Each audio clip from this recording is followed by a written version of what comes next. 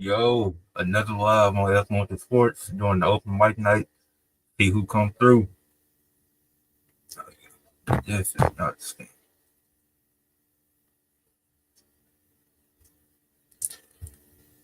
I might keep this on the whole time. Not sure. But Yo, what's good? what's going on, man? What's going on? Look at this comment section, man. Let's get the people. Let's get the people in the building. Let me connect my YouTube real quick.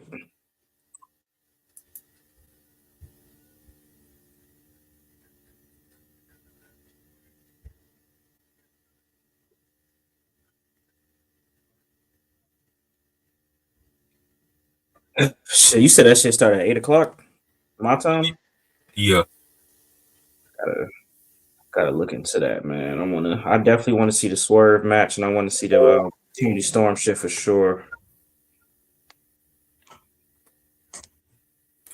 I don't give a fuck about the. I don't even know what the rest of the card is. Adam Cole is fighting on this card for the what you call it for the strap.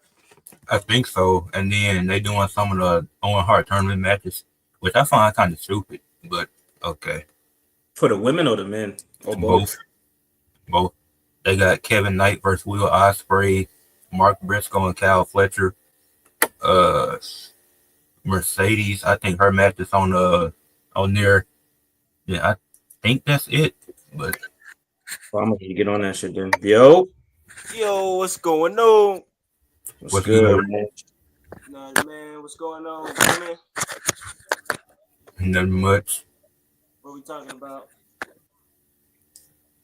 Talking about where the best wrestle, my nigga. Shit, you already know. Yeah, You yes, know the sir. vibes. Yes, Where the sir. best, where the best wrestle. Yes, sir. Nah, that shit gonna be fire though. Bro, I'm looking forward to Revolution. I'm looking forward to All In. AEW, bro. Worst come to worst, bro. If y'all not AEW fans, bro, just watch the pay per Wait, views. so wait. I know. Ed told me to start because I'm gonna keep my word because I want to get into AEW. I really do. Right. I really want to form a legit opinion because again, I ain't really watching the first episode. But you said around All In, which is around what month? July. So I should be watching up around June to watch the build up. Yeah. Wait a minute, nigga. You got work. You got work tonight. No, no. I'm about to say, I'm about to talk in codes, nigga. You can watch that shit tonight if you really wanted to. I'm Okay, gonna leave I it. got I'm gonna leave it at I that. got you. You I know, got you. I got all right. So you know what I'm saying? you. Yeah. You just gotta wait a little bit, and then it'll be there. It'll be available to you, All type right. shit. So All right. yeah, shit, nigga. That's how I'm watching. So I'm Shit, watching a basketball game right now. shit, nigga. Shit, nigga. I'm multitasking right now. I'm doing this video with Dave and Sam. I'm trying to see if Ricky down. Shit, I'm trying to see if we're gonna do that shit today or tomorrow. Or Tuesday. Going rate WrestleMania main events, a tier list. Okay. Oh. I'm about to say I might have to we might have to Who on the NXT? It's just me and you. The second part of NXT. You said you was gonna do some collab. oh yeah. Now whoever want to get on can get on. Okay. And we can rate niggas that we already did too, because I want to get everybody opinion, you know what I'm saying? So that's All right. whatever. Cool. Okay. Great. Yo, Ed, did you ever get a chance to see any other videos? Not today, but I'm gonna definitely check them out. Yeah. Yeah, bro. Them some honestly, bro, some of them earlier videos. I'm gonna say, well, year one is obviously some of your more special. Hey, once you get into the year, you go see your first year videos. I'm like, damn, but me personally, Mhm. my personal favorite year was my year two. That's my year two videos, bro. Like those were pretty dope too. Those were fun time making them. But I'm confused, bro. Ain't this an open mic? Where these niggas at? Y'all goofy? Scary ass niggas. Niggas talking all that shit in the Discord. I'll be there. I'll be there. I don't see not a fucking soul in But here. they be talking, boy. I don't even now. Now I don't be having them muted. I be getting all the notifications. I just be ignoring them, but I should mute them. But nah, I be seeing every now and then what they be talking about. I be like, man, It's crazy, bro. y'all better not run into me, man.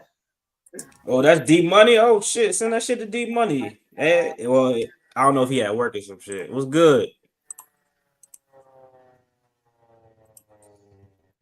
Ranking.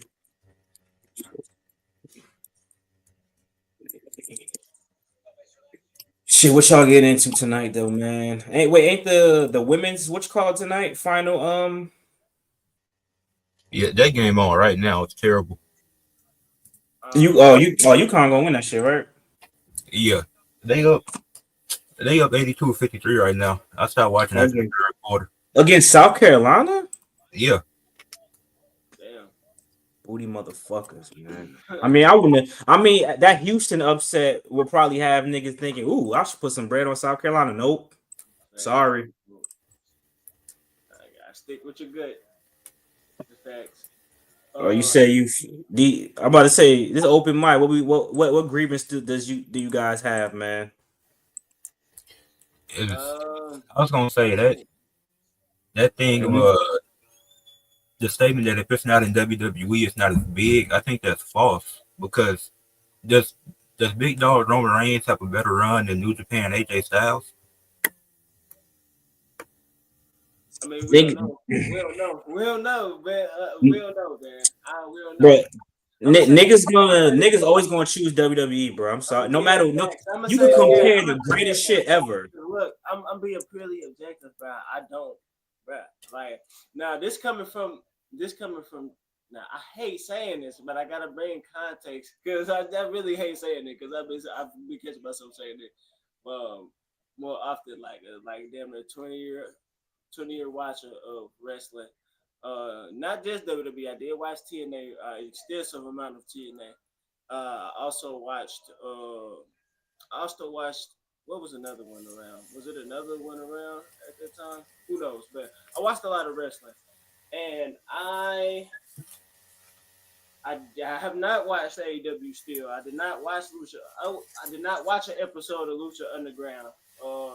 So I'm just being objective here and saying, like, for the most part, if people watching wrestling, they more than likely watching WWE. So we can't. WWE is a league above all them. It is. I mean, it's like it's the most palatable wrestling. Like it's like to anybody that want to get into it, they're not gonna get into AEW or they're not gonna get into that or nothing. That's just for people who've been watching wrestling for years, and we shouldn't expect the normal fan to know any about that because that's not more palatable wrestling to them. So we getting kind of expectations too, which is again kind of pushing those fans away as well. So, but with that being said, though, but see, that shit don't go both ways though. Because a nigga in WWE be like, "Oh, that shit was fucking ass." Okay, so what was ass about it?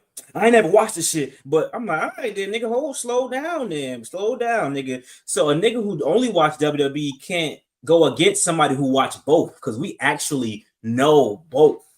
Yeah. All you could go off is my opinion because you never seen this shit. So if I tell a nigga that Kenny Omega, the cleaner, is the greatest shit ever, niggas can't say that it's not because they never seen it. Yeah, Roman Reigns is better. How the fuck do you know?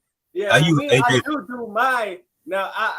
Now me personally. Now I can say I don't watch, but I do my due diligence on certain things. I have done my due diligence over the years. Because there was a time I had to, because there was a time, what's up, apps? But there was a time that I wasn't watching, again, from like January 2020 to September 2021, the whole pandemic until the debut on Fox. I wasn't watching any wrestling. So I can't lie and say I was around all the time. But for the most part, I was around I was a nonstop fan until that time. But as far as other wrestling companies outside of WWE and TNA, I really haven't been watching like that, but I use I do know about a bit of New Japan. I know about the AJ Styles and Shinsuke Nakamura. I actually watched that match. I know about some of the matches. I don't watch every match, but I know about some things. AJ Styles as the example because I got into about 7-8 debates on the Discord, but AJ Styles I use because he's the top 10 wrestler ever in my opinion, and they want to. Somebody said that his WWE run isn't good enough to justify that. WWE is the only part of his career, and he hasn't had a bad career in WWE. Like, I'll say nah. WWE, that'll cap it off. He had a great career. He's had a great career in WWE. I don't understand how niggas can do that like that. Like that's fucking. That's asinine. He's had a great career in WWE. Like, and then Sting also consider him top 10, but he's only had 4 matches in WWE. Sting, that's what I'm saying. Like, bro, it's niggas in WWE right now that getting started. Sting is not a WWE. Yeah, he only had 4 matches here, and I still consider him top 10. That's why. You can't count his WWE brand. You basically can't even count that. But niggas still consider him in the top though. So how you gonna do that for him? Because a lot of people didn't. A lot of people, and that's the thing. A lot of people watched WCW at that time. But no. We not a lot of niggas that say that didn't watch the shit at all though. Niggas our age really didn't watch that shit. Oh, cut it out. You talking about WCW? No, hold on. Bro. I'm not defending them, but with them people that do that, you would have to. We gotta pick them out, and we gotta test their ass to see if they've been. Yeah, bro. But now, because they disingenuous, until proven otherwise, they disingenuous.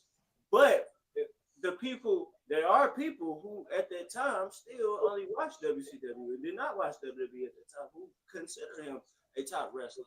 So we gotta consider them too. Like niggas from 20 to 30, it's very few who could say that they was watching this shit. You know what I'm saying? Sting and Goldberg is the GOAT. Hell yeah. Now we gotta pick them dudes out. How the fuck do you know Goldberg the GOAT if you only see the nigga wrestle the Fiend? Like, what type of shit is that? Like, get the fuck out of here. Niggas be lying, bro. Niggas be lying, bro. I'm coming from, bro. People don't know my history with this wrestling shit, bro. Like, I had a childhood friend from 4th grade to from 8th grade, bro. Shouts out to my childhood friend Dominic, bro. But we were on wrestling heavy, bro. We collected wrestling belts, wrestling movies, wrestling cards. What else? What was my point with that? What were we talking about? Hey, get this nigga out of here. Time him out. No. Hold on, I was really going on. Get this nigga out of here, man. No. I'm good. This coming from a guy who used to watch wrestling on demand, like before all the network and stuff, like on your cable. Remember, you had the on demand. You could watch WCW episodes and stuff. I used to watch every WCW episode, like in the Monday Night Wars and stuff. I used to really watch that, so I can really form a bit of a knowledgeable opinion on that in real time because I actually watched some of the stuff. So I used to go to the library when I was younger. I never got books. I always got wrestling DVDs. And I'll go upstairs and get the wrestling DVDs. That was the only thing I wanted. Read the wrestling books. I got, I'm a big wrestling fan, bro. So it's nothing that come about wrestling that I'm gonna say is fluff. So.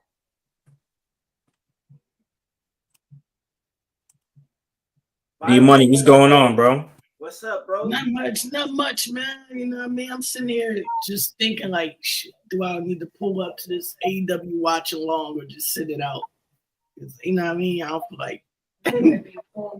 like being around people. He might be pulling up to AEW. Say, nigga, you gonna be on that shit all day? Right. We might pull up to AEW. Yeah, I might pull up to the actual. We might pull up the whole event. Oh, that shit in your city? Yeah. We might pull up to the whole event right now. The tickets kind of.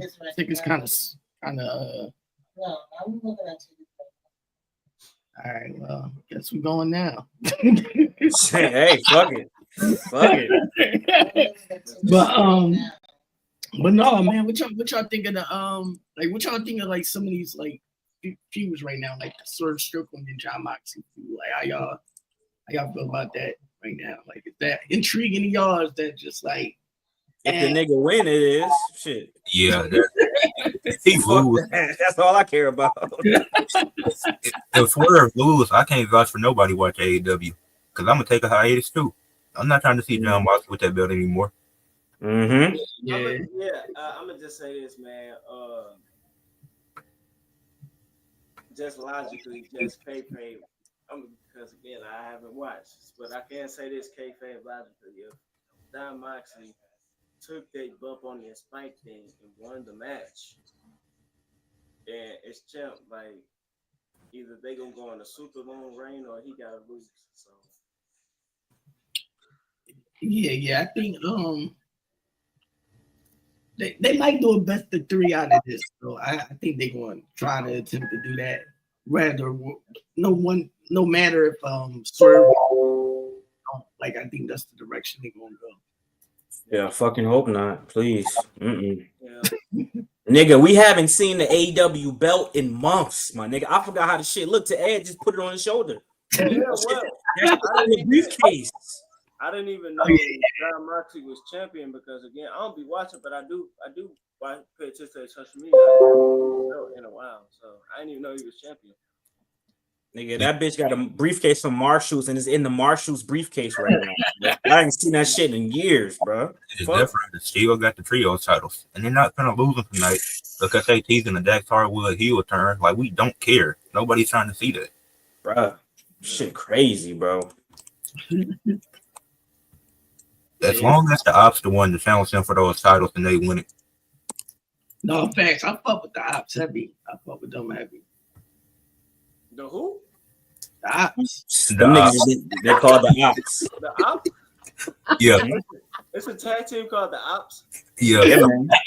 Samoa Joe, Hook, and Shibata. They the ops. That's funny. I like The nigga was like, what the fuck? What you mean? You good? that's hella funny. I like that. That's cool. Yeah. But I mean, I don't know, man. I'm more interested in the Swerve Strickland and Booker T back and forth than anything. Man, look, bro. So I'm gonna say this, man. I want to back. I backed off of it because again, I ain't even too knowledgeable about Swerve Strickland to do a video on him, but Right. the fact, like, he wrong, bro. He wrong, bro. You should have came Everybody- yesterday. You should have came yesterday. He wrong, dead wrong, bro. Because every black talent and when in NXT at that time when he was in NXT was better than him, bro. Leon Ruff was North American champion, bro. Like, hush, you are not good. They not going for that deathmatch shit in NXT, bro. You What are you talking about? Like, Okay. hush, should've bro. You should have came on the NXT podcast last I'm night. about to say, nigga. Isaiah Scott, nigga. Bro, I was asleep, bro. Fuck, Bro. Yeah, I was mad as shit. I missed that joint. I was watching it. I was like, I was damn. asleep, bro. Nigga. Damn, I wanted to come on, bro. Swerve at that time, the shit that he did right before he came, nigga, that's when he was kill shot and Lucha Underground and all that shit, bro. Swerve, nah. Leon Ruff wasn't fucking with Swerve, bro. I'm trying to tell you, that nigga was different. They was holding that nigga back on purpose, bro. You know how they do. He was going. I'm not saying he was gonna be the GOAT, but that nigga could have been NXT champion, bro. All he said was, I just wanted to be put in position to be a Triple H guy. That don't mean he wanted to be the fucking. That mean he wanted to be one of Stop trying to kiss ass, bro. He wanted to be Rhea Ripley. Nah, nigga, don't do that. Bro. He wanted to be Rhea Ripley. Let me be your guy, bro. Like, come on, bro. That is kind of wild, but Bro, what the fuck, bro? Come on, man. Imagine the man's being like, "Come on, Mr. McMahon, please love me." You probably kick that nigga to the curb, bro. But bro, think about this. If you legitimately better than niggas, bro, he put niggas in front of him that's not better than him. Bro. He probably was, bro. At that time, bro. Who knows? Because he getting what he want now, bro. Who knows that, bro? They ain't never did no deathmatch stuff in no NXT, bro. So but that's not. But we gotta compare his. He above, bro. He everybody above else that, at bro. time, bro. He doing death matches because of where he is. That wasn't what he was doing, bro. He was wrestling regular technical matches. He was Javon Evans, basically. But like, let's but we can go career for career of every black NXT guy, like from 2016 to now, and compare them to Swerve and add who better than who. That's all I'm gonna say. We could do that. 2016. No, nigga, now wait a minute. Now I know what we not about to do. We not about to say Damn near one we half- not about to say we go Obafemi one half already of better than AOP. Swerve. We can go one half of AOP better than Swerve. Oh, this nigga's Oh, this nigga's cooking, bro. Are we? AOP ain't even held no fucking belts, barely. They I'm talking about tag team belts. NXT. I'm talking about NXT. I'm talking about NXT. Nigga, Swerve. Wait a minute. Wait a second. Swerve was North American champion. That's the only belt he had, basically. But Hit Row was over at NXT. That was more over than damn AOP. Now, I can't. Now I will say this. Hit Row was that shit. I wasn't watching when Hit Row was again. I probably wasn't. I wasn't watching at that time, so I don't know. Was they really over like that? Were they really? Yes, because of him. Because when he left and they came back, what happened to their ass? So if one nigga missed from the group and then y'all become ass all of a sudden, I don't know, man. I don't know, man. Yeah, you know. Yeah. I'm not saying a nigga to go, but I will say he could have gotten a chance, He's bro. That's all feeling I'm saying. himself too, bro. And to put that light on Booker T, bro. Like Booker T, bro. Like that and about that, bro. Come on, bro. Like I ain't never tripped off that segment, bro. He was saying that to John Cena, bro. He didn't say it to Booker T, and that's like, and he's saying inaccurate shit, bro. Like you can't be putting nobody in light saying wrong shit. Like we can clearly see this video, and he didn't say it to Booker T. He said it to John Cena. He let Vlad bait him. That's why. That's it. That's Right, his. That was unnecessary. He let him bait him. That's why. I mean, bro, you on the biggest stage. You that nigga. You get interviewed. You kind of, you know what I'm saying. You might slip up a little bit. He know he was wrong, but now he got to stand on it because if he say he was wrong, it now is like, look at this AEW bitch crying at WWE saying he was wrong. So now you got to be like, nah, fuck it. You heard me, nigga. But Booker T wrong too, though. Booker T wrong too. Let me know. Because that nigga said, "What? We got a plethora of black talent. It ain't like they're not just pushing black talent. Maybe they just not good enough." So you mean every black nigga is not good enough? Like, stop it. That's bullshit. With that little the relationship he got with WWE now, he might be compromised to an extent. He a company. He too much of a company man. You know that. So none of the black talent good, nigga. None of them is good enough to be on P. He addressed the PLE shit. He's like, oh well, maybe they're not good enough to be on PLE, nigga. What? None of them. That's what I said the last night. He's a company man at the end of the day, and there's nothing wrong with it. So.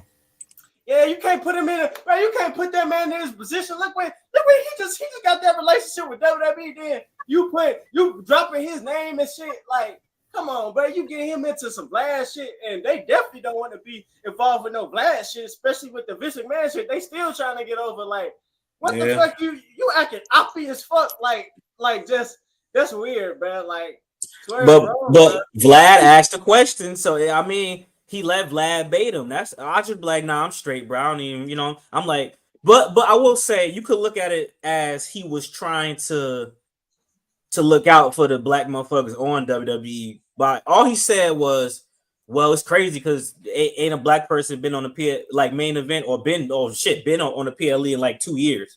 And if you really look back, I'm like, now, shit. Damn, that may be now. Yeah. I saw a couple clips because again, this dude Vlad be chopping this shit up. I saw a clip or two, maybe not even the whole part. To say, nigga, it's 13 parts. Right, exactly. But I didn't hear about that. But that might be true, but that's not your place to speak on, bro. You in AEW, bro. Talk about AEW, bro. Like he asked him, man. You gotta ask the question. And I guess it's fair game because he, you know what I mean, he ain't got no ties to them now, so I guess he can really speak. You know what I mean? Mm-hmm. All that's doing to me is giving WWE more like, but that ain't finna draw. Man, listen, no, I mean that's like, you can't get no WWE any more light than what they already got. Man. They've been around for 50 plus years, so. Let's say he not tarnishing the man. This is nah. Let's talk about it. When a nigga leave WWE and go to AEW and then talk, he a bitter motherfucker. But when a nigga leave AEW and then talk shit about AEW when they go to WWE, oh, this motherfucker exposing the business. Look how come on, we can't do that now. I ain't saying they bitter. Nah, both of these companies ain't shit. Let's be honest. I ain't saying he's bitter. I'm just saying, bro, like, Come on, you want to protect your integrity, or you just want to sound like it? Like we. So Listen, far removed- Rusev. we Wait so- till Rusev do an we interview. So far removed from that shit though. Oh, Like, Rusev gonna talk heavy. Wait till Rusev do an interview. I probably want to see been- what niggas say. like Swerve been gone longer than he been there. Like to a point. Like I'm sure of. Like, come on, bro. Like you gotta get over that, bro. Rusev, Aleister Black, Penta, all them niggas about to talk hella shit. It's at the point Swerve still talking about this, and dudes literally overlapping their tenure between AEW and WWE. Like, bro, what you talking about? Do you not see what's happening in front of you, bro? You're gonna get left behind, bro. I'm telling you, you are going to get left behind. I do think he's going to fall off. Like, I don't think he's not. I don't think no. I personally believe that. That's just me personally. Like, I don't see it. I don't see him carrying AEW. I don't see Swerve carrying AEW. I don't see that. So I don't you know. better try to evolve, because this burning bridges shit, like I don't think you're gonna be the bro. Like Tony Khan, not bro. Like what you doing? You think Tony Khan gonna let you be the face doing that? Like Yeah. Is that Yeah. You got no choice. Tony Khan like that shit. It's Tony Khan. You got to think about who it is that's running this company. This is a black dude, man. We talk about money. We're not talking about wrestling.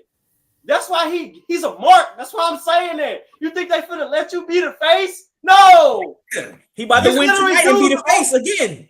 Again, it's literally Ricky Starks. He didn't win for AEW. Cody Rhodes, he made AEW back to WWE. Rusev going back to WWE. Malachi might be going back. Like, bro, it's dudes like, bro, what you like? Now, do you not see the force? Cody didn't. Now, Cody was a part of AEW. He didn't make nothing. That's a lie. Well, he founded it. He helped. And look, and guess who else going back? If Swerve was a free, first of all, they tried to sign the niggas, so you can't say that. Before Swerve renegotiated the contract, they did try to sign him, but AEW offered more bread. I promise you now, when Swerve is a free agent, they will try to sign him again. I guarantee, bro. If CM Punk could get re-signed, it's a hell of other niggas who talk shit about the company. If they get re-signed, bro, anybody get re-signed, bro. It's about the money. CM Punk is not a babyface. I don't care. I just think with AEW, Nigga, CM Punk called Triple H a fucking doofus. AEW has allowed people to. AEW has allowed certain wrestlers who really. I'm gonna say this: the avenue of AEW, similar to. Damn. Let me go. I'm gonna think about what I'm gonna say. Go ahead.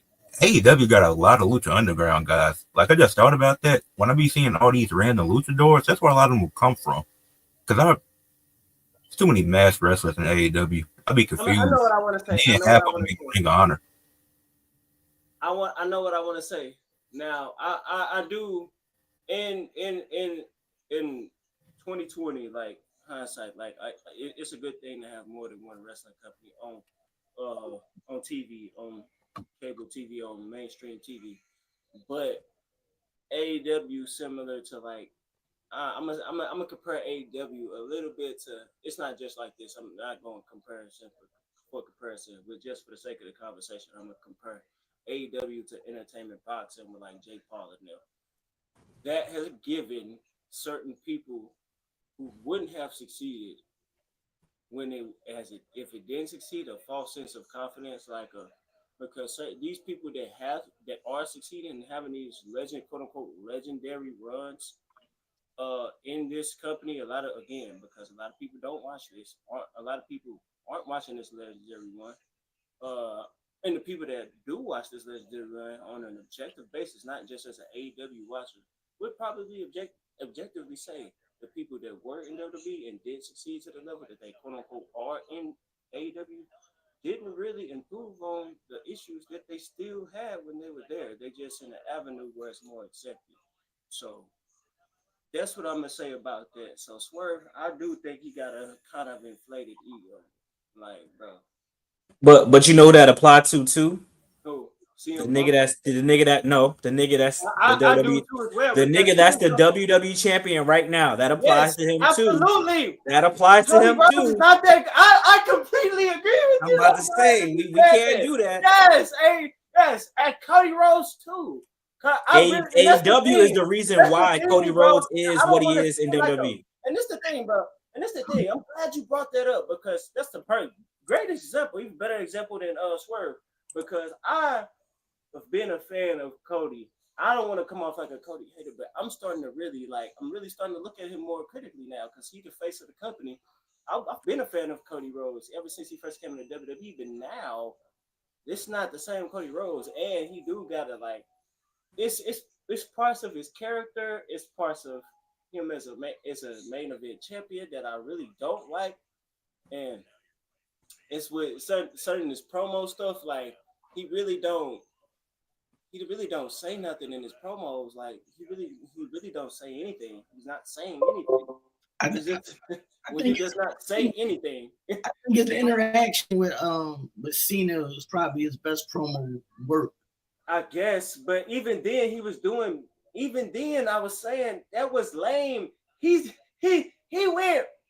This is what Cody Rhodes did, bro. He really said, "I know what you're gonna do. I know what you're gonna do," and he did none of it. And still, he did none of that. And then, wait. He did none of that. Cena did none of that, and still cooked him with pure facts. And then Cody Rhodes responds with cursing, which is very immature. With cursing, missing his dick. Why are you missing his dick, bro? Like, why are you missing his dick, bro? Then I experienced that. This to me personally, bringing up the rest. I'm gonna bring this up verse because I mentioned this already before. This is just me personally. The virtue signaling shit with Vince McMahon. If you're not gonna say his name, don't say it at all. And what you said is not even true. It's virtue signaling, and this is an even deeper level into it. Vince McMahon picked you when you came back in 2018. So what you're saying is just smarky. It's not to the storyline at all. It's just smarky, and that's not character work. That's not promo work. I don't consider virtue signaling promo work or character work at all. And then he said at the very last thing, at least people said I'm not a better wrestler. Dude, you were never on John Cena's radar. Never in your WWE run. You're not on his radar now. You're only the WWE champion, bro. Like, what you're saying is that's not true. Like, that's not promo work to me. That's not promo work to me. It's just not. Roman Reigns was right last year when he said he was a politician. That's not promo work to me, bro. Like, Cody Rhodes, like, no. I don't consider that promo work, bro. What's Cody Rhodes' greatest WWE promo, bro? The promo against Paul Heyman last year wasn't a good promo. Yeah, it was, but like that shit was fire. When he was talking about how was it last year or the year before? When he was talking about his father and shit. Yeah, but that's the year before. That shit was pretty damn good to me. I think some of Cody Rhodes' best work is pre-coming back. That's one of his best work, his first run. Like I don't think this is his best work personally. Cody Rhodes is not a new generation wrestler. Like he kind of act like that too. Like, bro, you pushing 40, bro. Like you not. Let's stop this, bro. Let's stop it, bro. Let's stop it. You were just over enough to Vince McMahon to pick you, bro. Let's not pretend. No. We can't do that. No, this is my opinion. You're over enough to be picked, bro. You're over enough. And I don't care about the heel turns, bro, because in retrospect, this heel turn it's not worth it to me. This John Cena, Brock is gone. So we can X that out. We don't even know how the hell would even pay it out. Brock is gone. So don't even count that. Brock is gone. Don't count that. He's gone. Brock is gone. That kind of was. And he turned face. And he turned face again. So we can't even consider that. Brock, you can't even consider that because he turned face again. So X out Brock. Roman, that was bound to happen no matter who that was. Anybody, Roman was turning anyway. So let's not really consider that with Cody Rhodes. And the only reason John Cena turned, because for one, if they would have did face versus face, they was going to turn on Cody. They would have had no choice for one. And that's because there was nobody else over enough. So they had to turn John Cena. So I'm not giving, that's not to a Cody credit, man. That's not to a Cody credit, all those turns. Now, Rock in the end, and not even Rock's turn. Rock's turn is not to a Cody credit. The only reason Rock turned was because the fans turned on him after he took Cody's spot. That's not because of Cody. Like, he only did that for himself, which to a credit, a dude like Hulk Hogan probably would have stuck to his guns and still did it. Now, I'm going to credit Rock for that. But because he liked to be liked. But that's not a credit to Cody for Rock turning heel. None of those turns are Cody to credit to especially to John Cena. That's actually a discredit. John Cena turning heel is not a credit to Cody to me. That's a discredit. And all those other ones are not credits to Cody because Rock turned face again. He returned face again, and he's gone. The Rock, he only turned because of the fans turned on him. And Roman, that was bound to happen no matter if it was Cody or whoever. And tell this nigga what's up, man. Come on. I really don't care about the Cody stuff at this point. Like, like John, you probably should have made Cody Rhodes the heel because in that promo, the fans were cheering for John Cena, and they'll say one back and forth. So it's like, and then Cody, he eventually picked it up towards the end, but it's like you turned because of something that was 10 years ago. You want to talk about some other stuff that happened 10 years ago? Not really, because it's all kind of pointless. John Cena better get 17. Cody Rhodes get it back. That's cool, but John Cena better win 17. And The Rock better be involved, bro. If The Rock isn't involved, it wouldn't make sense. Not involved. If The Rock not involved, bro, that just proves even more. This not good enough for him to be involved there, but yeah, that's telling, bro. If The Rock not involved in this, bro, that would be very telling, bro. I feel like once The Rock has time, his last two matches is Roman at Mania, Cody at SummerSlam. I feel, based off the story, that's got to be his last two matches ever. Yeah, based off storyline, but yeah, The Rock really protected it. The Rock is so slick, man. He not like John Cena. He not doing the whole. I had a conversation with I had a conversation with somebody about this, bro. Rock is not like John Cena. He not doing a fair word to it. He gonna cut the middleman. Yeah, he just gonna get them two matches. Once he turned heel, he still won at WrestleMania. He still got a win. He was still winning regardless. He was still gonna get a winning match at WrestleMania. He just did it as a heel. But God, like, I don't think this might be in the back of his mind. I don't think The Rock think Cody over enough to face him, bro. Because one, he don't want the belt. He just said he don't want the belt. After that was scrapped, he stopped pursuing the belt. He wanted to be the dude that beat Roman record. After that, he stopped it. He literally told Cody he don't want the belt. I don't think The Rock wants to face Cody. They don't need the belt for them to have it. He literally just said he didn't want the belt. He don't want to face Cody. Yeah. So we got to think about that. Does The Rock want to face Cody Rhodes? I don't know, but I just think it'll be best for the story. Like it don't need the championship, but him versus Roman, him versus Cody, I feel like that'd be a great way for Rock to go out on his last two matches. Because we know he's not gonna do no farewell tour. No, not at all. He don't need a farewell. That nigga never saying farewell. He gotta win. You see, he won at WrestleMania. That's his last match. And he was gonna, in theory, beat Roman because he still won at WrestleMania. So regardless, Rock is not losing, bro. I mean, Rock. I don't think Rock losing his last match. He gonna win. It depends on the circumstances. If he a babyface, he'll for sure win. If he a heel and it's against somebody, I think he'll do it for Roman because I lost to a nigga that's like my real family and he credible. He not losing to I ain't losing to no white motherfucker. That's what I think. No fucking Cody Rhodes, bro. Like, yeah, he's not losing to nobody. Yeah. Roman the only person that could realistically beat him. Nobody else makes sense. Unless some bullshit. Oh, wait a minute, y'all. Stone Cold. Was the nail in the coffin of Rock pursuing the WWE Championship. That WWE pre-show WrestleMania 40, that was it. The Rock stopped pursuing the WWE Championship once he turned heel. But this, what Jules said about the War Raiders and Street Profits, they both gonna be on WrestleMania. Just do War Raiders versus the New Day. Had a New Day win. Do the Street Profits against the DIY since they didn't get the rematch. Bro, it's not a WrestleMania. It's not a WrestleMania worthy match, but you got to get the Profits at WrestleMania. and DIY never got a rematch. So just do it. We won't need a We're multi-man making match. it, baby. War Raiders gonna be on the Raw before WrestleMania. You know how like almost like Kai and Ed, everybody else in the chat, bro. Y'all remember how like every WrestleMania had like a theme to it. And even tomorrow, I could be even recent, even last year in 39, they had like a theme to them.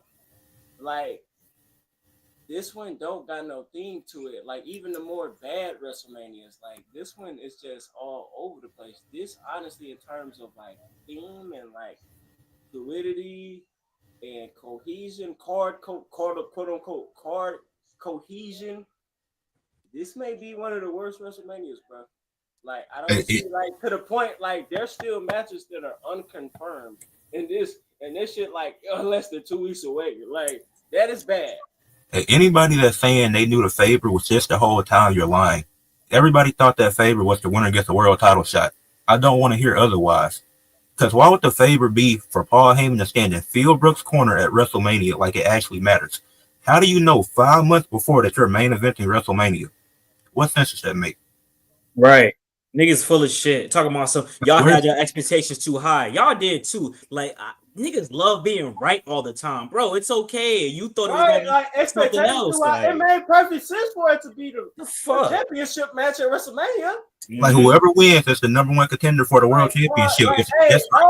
Hey, yo, I want to re-mention this. Yo, specifically, my guy K Quick. Let me ask you something. Let me ask everybody something. Let me respond to Jude real quick. That's not, but I'm not giving that. I'm not giving that to him. I'm not giving that to him because they only doing that because Rock flexed his power, bro. Rock, they don't like that. I told you. I told y'all. If The Rock was outright the leader of WWE, they would turn on him so quick. Ironically, because you would think they would want a star to be the leader, but these fans are so weird. That's why The Rock would never do that. These fans are not the same fans of his time. So I'm not going to apply that. No, they're only doing that because he flexed like Cody Rhodes. It's 50-50. It's not even 50-50. It's really like 70-30. It's The Rock flexed his power, but I wanted to say about I responded to Jude, but what were we saying? You said you was gonna that question you asked K Quick earlier. You was gonna bring that up. Oh, K Quick. Yeah, let me ask K Quick. Now about the whole favor and stuff. Because this really and how we expected too much. No, that was a layup. That was a layup being in the main event championship match at WrestleMania. What is the difference between this triple threat match? Because you can say the semantics of Paul Heyman not booking it, but he is primarily involved in it. What's the difference between this triple threat match and a Vince Russo, whoever on a pole match or whatever on a pole match? What's the difference between that? In this triple threat match,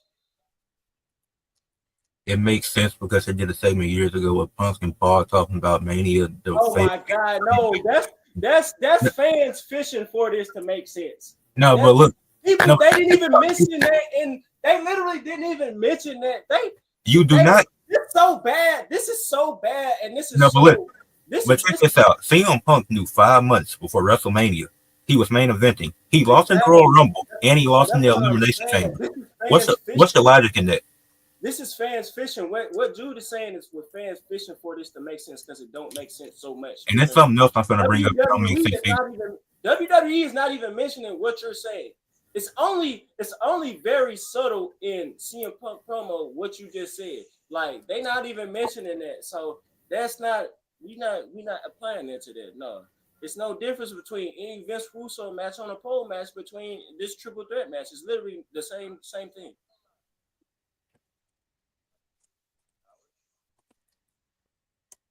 When can we talk our shit? Right now, brother. Now check the Discord. Okay, this don't make sense either. So you got Lyra and you got Kayden Carter and Katana Chance, an actual tag team. One of the few actual tag teams. You got Bayley and Lyra, who had 3 interactions and became best friends, and they have a championship match Monday. You got the PLC, who haven't been on TV in 7 months. You got Michin and B-Fab, who just got destroyed by Naomi in back-to-back weeks. You got the Secret Herbis, which is a terrible name. The who? You have Maxine and Natalia, and didn't even show their segment on TV. So it's pretty obvious who's winning this match. But why do you have, like, what's the point of this? Like, we know whoever. Damn, this roster is bloated, bro. Damn. I hope they throw us for a swerve and let PFC win or something. I hope Bailey and fucking don't win because I'm cool. I'm cool off that. Lyra and Bailey winning don't even make sense. They the least experienced tag team here. They should lose and face each other. That's what they should do. Lose But they and have matched on Monday. miscommunication. But they matched on yes. They matched on Monday for the belt. Then they had a tag team match that Friday. Unless they turn Bailey Hill Friday. Bailey lose on Monday, then Friday she cost Lyra the win. I guess. I'm not. It's really only two teams here that should win. It's either PFC or Caden Carter and Katana. Because they don't only not. Shit. It's gonna be a babyface team. So it'll probably be Caden Carter and Katana chance. Because at least they a real tag team. I'm not mad if they win. And they beat Who are the women's tag team champions right now? Liv and Raquel. Damn.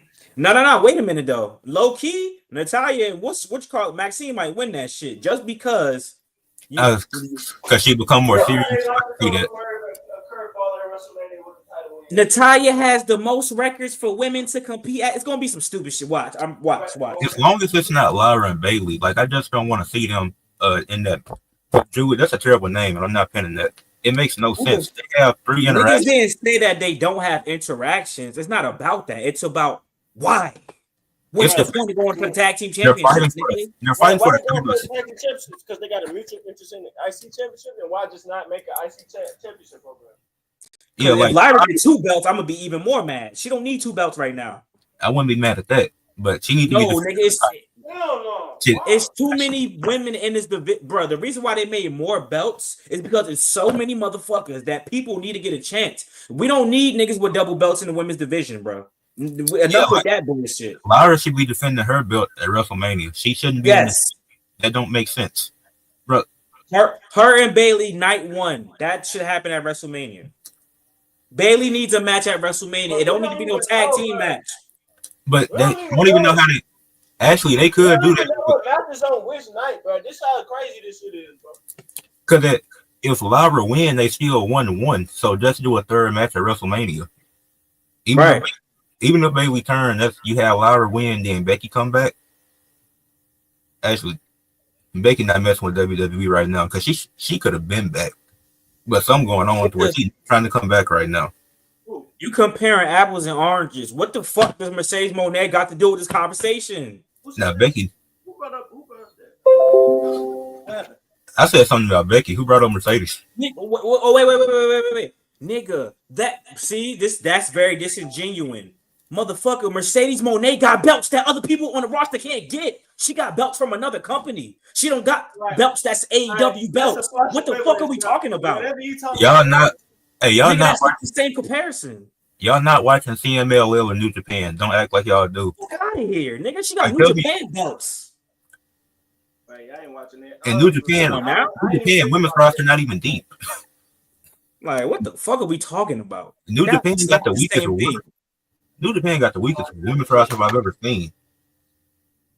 Nigga, if Mercedes Moné had both the belts, I actually would be mad because AEW roster is big as fuck. She don't need both belts. Nigga, she making the TBS championship feel like the main shit anyway, so it don't matter.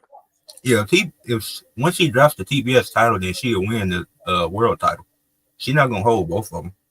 She's still defending belts on AEW shows. Nigga, she's defending all the belts. Oh my fucking gosh, nigga, she's defending all the belts at the same time, basically, bro. What are we talking about? Being exclusively, let me defend this. CC. Nigga, the strong women shit is on the line tonight. That's no, nigga. She's defending all them shits. If Athena beats her, she gets all 5. She has 5 belts if she beats her. Essentially. Yeah. Lyra don't need 2 belts, gang. She She can have a Gunther type of women run. She the IC champion. Honestly, bro. No, Lyra is good, but she don't listen, need. I think I see what you said, Kyle, about like a swerve. I wouldn't doubt WWE doing that. But I think just by like who been on TV the most, bro. I think, and again, because we want Lyra to defend that championship and have to get that lineage with that championship started. We wanted her to have her own match. I think B-Fab and Michin should win because those other two pure tag teams ain't been on TV at all. So we ain't trying to get the wins out of nowhere. And again, the only wins out of nowhere we will get is like one of them little history, them quote unquote historic wins at WrestleMania, like they be doing with Zack Ryder at WrestleMania 32 type. We want that from Maxine and Natalya. So if it ain't them, give it to Michin and Yeah. I'm I say not, Michin nigga had a belt, so you know what? Fuck it, I'll go with it. I'm not mad at that. And no, Yeah. Liv doesn't need 2 belts. Lyra doesn't need 2 belts. This is not 2019. Nobody needs 2 belts. And Lyra don't even gotta win. I'm just saying she just needs the IC championship. And Lyra shouldn't lose it to Liv because what's. Well, now I don't know about that. Kyle might disagree, but No. This nigga Jude is crazy. This nigga Jude is off his shit. How do you feel about Stephanie with 2 belts? She got the 2 belts because somebody got hurt. Julia got injured. That's the only reason why. And then she dropped them immediately. She wasn't going to get 2 belts. What the fuck are we talking? What are we talking I feel about? like we already talked about it. That's why I didn't pin it. That's why I pinned this one instead. Oh man, come on, bro. She wasn't gonna get 2 belts if Julia was not hurt, bro. She just would have faced Julia straight up for the belt, and she would have dropped the North American shit. But I feel like Liv right now, if they actually built women's tag teams up, Liv and Raquel could actually be solid. But it's like they ain't did nothing with the reigns since they won them. That's why the Meta Girl should have won it, and it didn't win NXT. That was really in the big 3 of NXT women, bro. It really supposed to be a big 4 between Shayna. Like who said that? I think it was you, Kai. Me for sure. Yeah, she was. Bro, Raquel done, bro. Even if she got a belt, bro. Like, Big Mommy Cool, that shit ain't working. Me personally, bro, I don't know again because I actually was not watching NXT when Raquel was in it, but she was in NXT. So I can't really see how her presentation was, but she a little too, bro. She too nice looking for the character that she has, bro. Like, she look too nice, bro. Like I don't believe it at all, bro. I just don't believe it at all. Nah, but look at NXT what she was doing. NXT that shit was believable. NXT when she was like that, she was killing motherfuckers at NXT. I think the best person for Lyra to lose that title to is Becky, because she adds some prestige to the title. Like, you don't have to bring Becky back and put her in the world title picture immediately. Have her do some stuff in the mid-card division and have her elevate that title. Becky, the only way Becky, in my opinion, her only redeeming, her only saving grace at this point is her star power. Because her in-ring work and her physique, bro, is declined, bro. We can't even act. Let's not pretend, bro. Let's not act like the last time we seen Becky, bro. She looked the best or was wrestling the best, so. I'm trying to. Has she been out since WrestleMania? Because I'm trying to. Yeah, that Rhea match, it was cool. Nah. But no. Liv Morgan being for the belt. Oh, I forgot about that. That Rhea match was good. The Trish Stratus Steel Cage match was very good, but I don't think she got matches like that in her, bro. Left in her, bro. She chilling, bro. We can't scrap the women's tag team champion. The women's tag team championships are actually necessary. What do y'all want? It's too many. It's too many people, bro. Like Triple H don't got the mind for all these people, bro. He's overworked. Bro. No, having the women's tag team titles makes sense. It's just the fact that they don't have the writers for it. The women's tag titles is not a bad concept. Y'all don't realize this, but WWE had women's tag team titles in the 1980s, and they got rid of them because they didn't have the women's roster for it. Now, in 2025, you have a much deeper women's roster to do that with. It's just you don't have the creativity to really do anything with it. It's not happening, bro. No. They just don't want to. It's too many people. It's that, and it's not enough belts, or it's too many belts and too many people. It's that for all these people, they don't want to pass the belts They want niggas to hold the belts for 200 days and then lose it. Then the next person hold for 100 days, then lose it. Then the next They person need hold to for do 100 hot days. potato, bro. What's wrong with a hot potato? What's wrong That's with a what hot I'm saying. potato, bro? Hey, Damn. 30 days, 30 days, 60 days, 50 days, 30 days, 20 days. That's how they do 113 it. days, 74 days, 14 days. Like, what's wrong with that? hey, Damn. who made some titles relevant?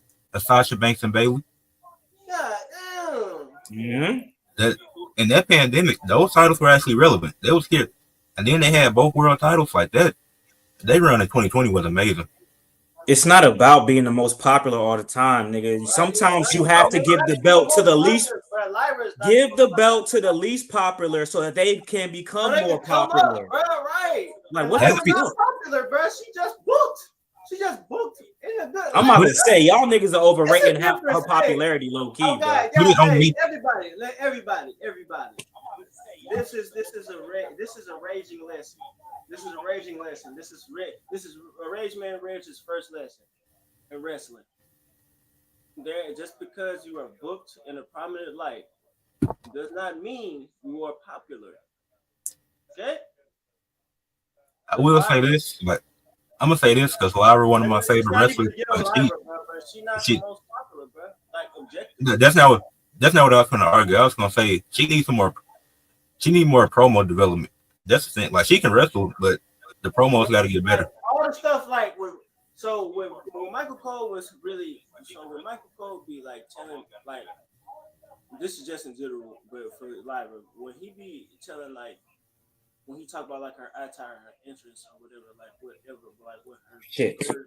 bird symbol represents and stuff like that needs to be in her character, bro. Like that's too much explaining, bro. Like it's all, but we need to see that shit, bro. Like, well, we don't, bro. But we need to see the mythology behind what the hell she wearing. Because ain't nobody, people definitely not going to look up to read that shit, or they're not about to listen to you say it. So we gotta see that shit. So yeah, see what they mean, bro. Like, Yeah, that's why I'm kind of like I'm not super into LFG and involved, but I be seeing the clips and stuff. I like how to do that, where it's like you get the wrestler's background when the legends they get on to them, then it's like it adds some extra motivation. Like imagine if like one of the heel women that's in the industry, they just come on and talk trash to Lyra after she lose, and she builds some character off of that. who more popular, Lyra or Bailey? If we talking about Bailey's more. Bailey more. It's not about popularity though. That's the thing. It's not about popularity, bro. It's not about popularity. We giving it to Brett. I think it's either should be Natalia or Natalia Maxine or B-Fab or Michin. B-Fab and Michin. B-Fab and Michin. Michin just as popular as Lyra. She just don't got a championship, but she be in matches almost every week. B-Fab is starting. B-Fab getting a push right now. And she on SmackDown. In my opinion, SmackDown is better than Raw. SmackDown is better than Raw. So for whatever that means, it's better than Raw. So I'm gonna give them that. So I'm not gonna say Lyra is the most popular. She just got the ice time. What's good, Greg? What's up, bro? What's good with y'all boys, man? Hey, what's good with y'all boys? Respectfully, can y'all boys hear me? I'm on a different type of headset. I'm clear. Yeah, we can hear you.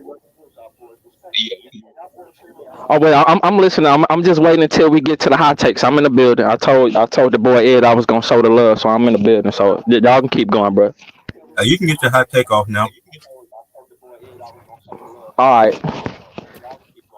I'm gonna do the hot take then. Hold on, I think I got this. No, I think I got my YouTube up because I'm hearing the echo. Y'all hear no echo? Or is that my shit? No, we don't hear the echo. Damn. All right, well, I'm gonna keep spitting in. My bad, y'all. Here, hold on. Let me get it together real quick. Let me get it together. Y'all keep talking, cause I don't want to fuck up this nigga YouTube joint. Hold on. Somebody said D-Von said after Mania, hope Jade goes after the women's US title. Feels needs some competition. I feel like Jade, like the way they present her, she gonna go to the world title picture after WrestleMania. Unless they have Naomi win the title and then they do something Like they have a little feud for the title, but I feel like Jade going straight to the world title picture after that match. I think so. Because the way they present her, they're gonna build her up good. That's the storyline she in transcend title, so she should just go to a mid-card title after this. Like, hey, she should go to the world title. And she was tag champs with one of the people that's competed for the world title. So Yeah, she was already doing mid card stuff. What sense? Right. What sense would it make? Like essentially, like if she, let's just say Jade does win, then she goes to win the U.S. title. She didn't progress. Like even if she loses, if you make, That's like LA Knight getting the second United States championship, right? Which is shit. it should. If he was gonna lose, he should have lost it to Carmelo Hayes. I don't know why he didn't lose it then. Right, and that's a whole nother story. But that's just like doing that with Jade is the same thing with doing LA Knight. Like they should be going up. Yeah. Hey, how sound now, fellas? We good? You good, bro? Yeah. Yeah, Okay, you I'm good. perfect on my end. It was some dumbass headphones, but I don't want to interrupt what y'all doing and shit. But I guess my hot take was this because I was on I be like on certain discords and like on certain YouTube videos, and niggas will be talking about Cody Rhodes and shit, and I fuck with Cody Rhodes and shit, and I'll be telling my little thing be like, if it wasn't for the Bullet Club, wrestling wouldn't be where it is now. And I want to say specifically AJ Styles and the Young Bucks. If them niggas wasn't providing us with all this shit, and then Kenny Omega came, I think wrestling to be going backwards. We wouldn't be where we are now. And I think it's a lot of proof with that claim. But like I said, that's just a hot take. Okay. I can see that because it is like with they stuff. It is a lot more factions in wrestling now, and it's a lot of like gimmicks around that where it's like you got this faction with all these championships. They're not the first to do it, but I see what you're saying. Now let me. I ain't giving that to the Bullet Club, but I'm gonna give it. I'm not giving it to the faction of the Bullet Club. I'm gonna just give it to certain credit to certain individuals within that. Not even necessarily AJ Styles, because AJ Styles is not a part of. He's a part of the faction. The faction didn't change the business. It's the people within the faction, like a Cody Rhodes, or Young Bucks, or Kenny Omega. But AJ Styles was just in it. But see, now my rebuttal for that would be, I'm not giving a credit to a faction to changing the wrestling business. But okay, now my rebuttal for that would be, and I agree with you as far as you kind of not have to say the faction, but you kind of have to say that because me personally, everything I'm saying is me personally, so I don't want to throw my shit on nobody else or whatever. But personally, like I say WWE before it was the AEW. As wrestling fans, we know there was a slump as far as what we were watching. We were watching a lot of bullshit and a lot of filler. I say like 2016. That's when I found out AJ Styles was in the Bullet Club in New Japan. I didn't see Finn Balor in the Bullet Club. I didn't know nothing about New Japan. So I'm gonna use AJ Styles, but him going to the Bullet Club, that opened eyes for a lot of novice wrestling fans. I'm not gonna include me in that, but I think that opened eyes to, like, if you knew you were looking for AJ Styles and you didn't know where to find him, he's in Japan doing this Bullet Club shit. So I think him being there turned us Americans on to, okay, what's this whole Bullet Club shit? So now when you go from AJ Styles joining, now you're keeping up. Now we know who the Young Bucks are. Now we know who Tama Tonga is. Now we remember Doc Gallows. Now we know who Carl Anderson is. Now we know who Bad Luck Fale is. Now, when we go from that, they keeping the internet, and the internet age start waving in around the Bullet Club shit. They were kind of like one of the first to utilize it on some shit. So on the internet, us being in America, we looking around like, what the fuck is this Bullet Club shit? And they making it relatable because we're seeing the Too Sweet, and they're giving us reminders of the NWO feel. So if you really love wrestling, that was kind of a breath of fresh air to me that we needed around 2000. That's how you get Shinsuke in NXT. You know what I'm saying? Like the Bullet Club opened niggas up to where Like, okay, what else in New Japan? Because due to New Japan, due to Bullet Club, I know who Okada is. You think we knew who Okada was just because it was Okada? Wait, hold on That's though. Hold because on though. Wait. no, go ahead, go I ahead. get what you're saying. I get what you're saying. I get what you're saying. I see where you're going. I see where you're going. I'm gonna say this. So because I definitely agree that Bullet Club is a big contribution to like some of those people at that time coming to the States. Again though, some of those people came to the States and they went straight to WWE. It wasn't AEW until 2019. And by No, 2019, the Bullet Club was not the same. So we got to give credit to some of them, the nucleus, and some of the nucleus within the Bullet Club because by now, 2019, the Bullet Club been well done. And again, some of those same people been in WWE. So we can give credit to those people in Bullet Club and the exposure of those people in WWE to other people that haven't seen them before to the. So I'm not giving credit to just okay, Bullet Club. We can also give WWE credit for that. So hold on. Okay, because without them being to WWE, we never get an AEW because not a people still wouldn't know who they were. So okay. Now my rebuttal. Now my rebuttal for that is all right. We can include WWE. It's not a lot of WWE stars. The only nigga that was in WWE that was in the Bullet Club was Tonga Loa, and he was Camacho, and then Cody Rhodes. So it wasn't nobody in WWE. You know what I'm saying? Like, oh, okay.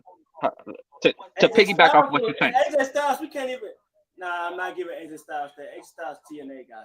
AJ Styles But way but but more but credit for AJ, TNA than Bullet Club. no, hold on. But that depend. But we're talking about a person from America went to Japan and put a stable on his back and made it work, help contributed to being worldwide. This nigga AJ Styles went there, became the leader. 2 weeks later, he won the IWGP Heavyweight Championship. That's putting eyes. So you got AJ Styles and you got all those other guys I remembered, and then they're touring. A lot of those guys wasn't in Bullet Club. The only nigga that was in WWE, like I said, was Camacho. He don't count, and Cody. And when Cody got released, where did he run to? Who did he run to go get some more steam? He went to New Japan. I remember because I'm a Cody Rhodes guy. I know it sounds like I'm bashing him, but I love dashing.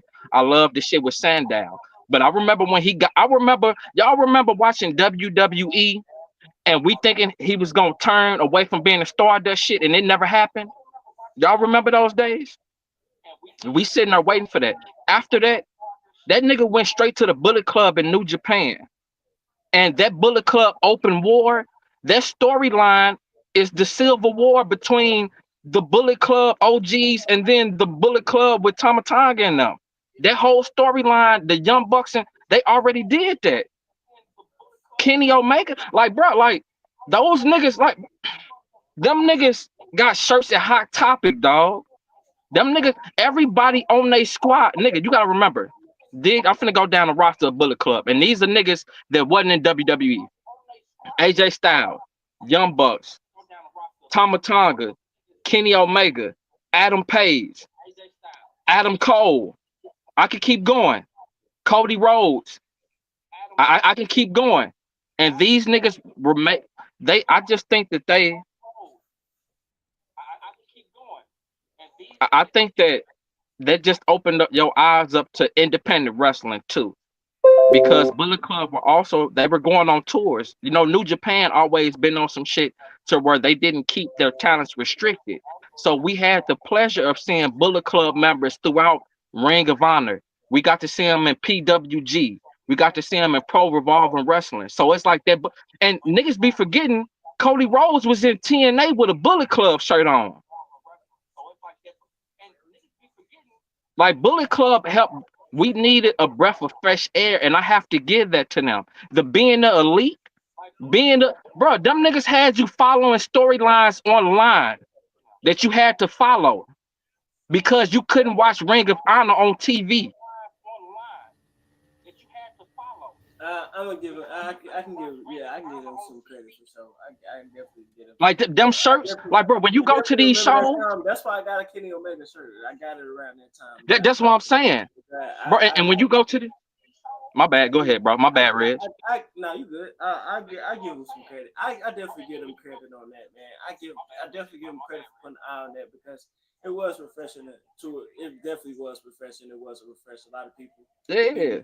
And then as far as like, I'm not saying, I don't want to say this the wrong way, but like unfortunately for people like me, I only know who Will Ospreay and Ricochet and people like that we love now because they were fighting the Young Bucks. They were fighting Kenny Omegas for that. You know what I'm saying? It's certain people that I only know about because they were infused with the Bullet Club. Yeah, a lot of these people. Yeah. Yeah, I'm gonna say. But I knew Ricochet when he was in Lucha Underground. Yeah, see, I shouldn't have said Ricochet, but y'all get what I was going with it. Yeah. Who's to say that that's a double-edged sword though? Because a lot of these people that came over, I mean, a lot of the people that came over either went to WWE or NXT at the time before AEW. A lot of people of them ain't still they're not there, or they went back to where they were, or they in AEW now. They ain't really moved the needle like we thought. Like, for example, when Adam Cole when Adam Cole went to NXT, they gave him and his stable all the belts. Nigga, he proved he was a leader because he was in Bullet Club. Yeah, but that was his best run. He's done now. Like Adam Cole's done, bro. Like Adam Cole. That was his best run. Undisputed Era. Yeah, and he kind of injured. Let's make it clear. I'm glad you said that. To make it clear that Undisputed Era is Adam Cole best. Adam Cole is injury prone now too, and AEW needed to stop doing that Undisputed Era. Like it worked in WWE. I don't know why AEW trying to. It don't work no more. It don't work. It's just like that Finn curse. Like, you know how long we all waited for him to get with Luke Gallows and Doc? I mean, with Luke Gallows and Machine Gun, and then it's like, damn, it's too late. Right. Like Bullet Club was so popular. I'm glad you just mentioned Finn, or are you talking about Adam? Adam, I'm glad you just mentioned Adam because Jesus, I forgot where I was going. Go ahead, man. I get it. And then just hold on, I'm gonna give you some time too. Like with Finn Balor. Finn Balor came in the WWE and they gave the nigga a Balor Club because they couldn't say Bullet Club. If that ain't impactful, they didn't made the OC because of the Bullet Club. I remember what I was about to say now. So go ahead. The Bullet Club, it did give people notoriety, but damn, it's keep shit. I'm sorry. But no. That's because it's kind of and see, as you can tell, I kind of been like watching these niggas for a while. That's why I kind of got a rebuttal for everything you saying. That's all it is. But it's just certain shit. Even with and niggas got to remember in the pandemic, AEW was teaming up. Well, not A. No, yeah, AEW was teaming up with TNA, and they were doing the Bullet Club. Yeah, because it was Kenny Omega, Good Brothers. They was doing that story, and that's when Kenny beat Rich Swann for the TNA championship. That was a banger. I know what I was about to say. So the Bullet Club, I give them credit to an extent. I give them credit more so not changing the wrestling business, but I give them credit of like making an avenue for more of the independent wrestlers. Yeah. For independent wrestlers. I was about to say indie. Native because bro. They made an avenue for the more indie-rific wrestlers in the States. I give them credit for that. Now, when we talk about changing the business as far as profits, nigga, the Bullet Club wasn't on U.S. soil, but when you go to Raw and SmackDown, niggas was seeing Bullet Club shirts. But let's think about this. Hold on. I'm glad you just mentioned that because that's gassing their popularity. That's gassing their popularity to an extent in the States because I said I'm giving them because I'm gonna say this. I'm giving them credit for their influence of making a real avenue with AEW for the more indie wrestlers. I give them credit for that. Now, with the crowds, with the shirts in the crowds, I'm not giving credit for that because we got to consider what consists of most WWE crowds today. Ain't no families out there, ain't no women, ain't no children. These are marks, not marks. And for the most part, I give it to you. 50-50. It's diehard fans like us who really been watching like forever, and there's marks. So it's not, it ain't, these are wrestling fans. These are not outside people wearing Bullet Club shirts. This is not like people wearing Steve Austin shirts in 90, 97 or 98. No, you're right. You definitely right about that. Know of them. So And then with the and I hate to be on my nigga Adam Cole ass like this, but people don't know. Like, I was watching Ring of Honor when he was the leader of the Fortune and shit with Matt Taven and all them. People don't know him from that. They know that nigga from being in Bullet Club. Marty Scroll. I don't know if niggas remember Marty. Girl, I remember him. I watched Marty. And, I used to remember. Ring of Honor, and I did not realize Adam Cole was leading the group there. Like, it was a lot of stuff in Ring.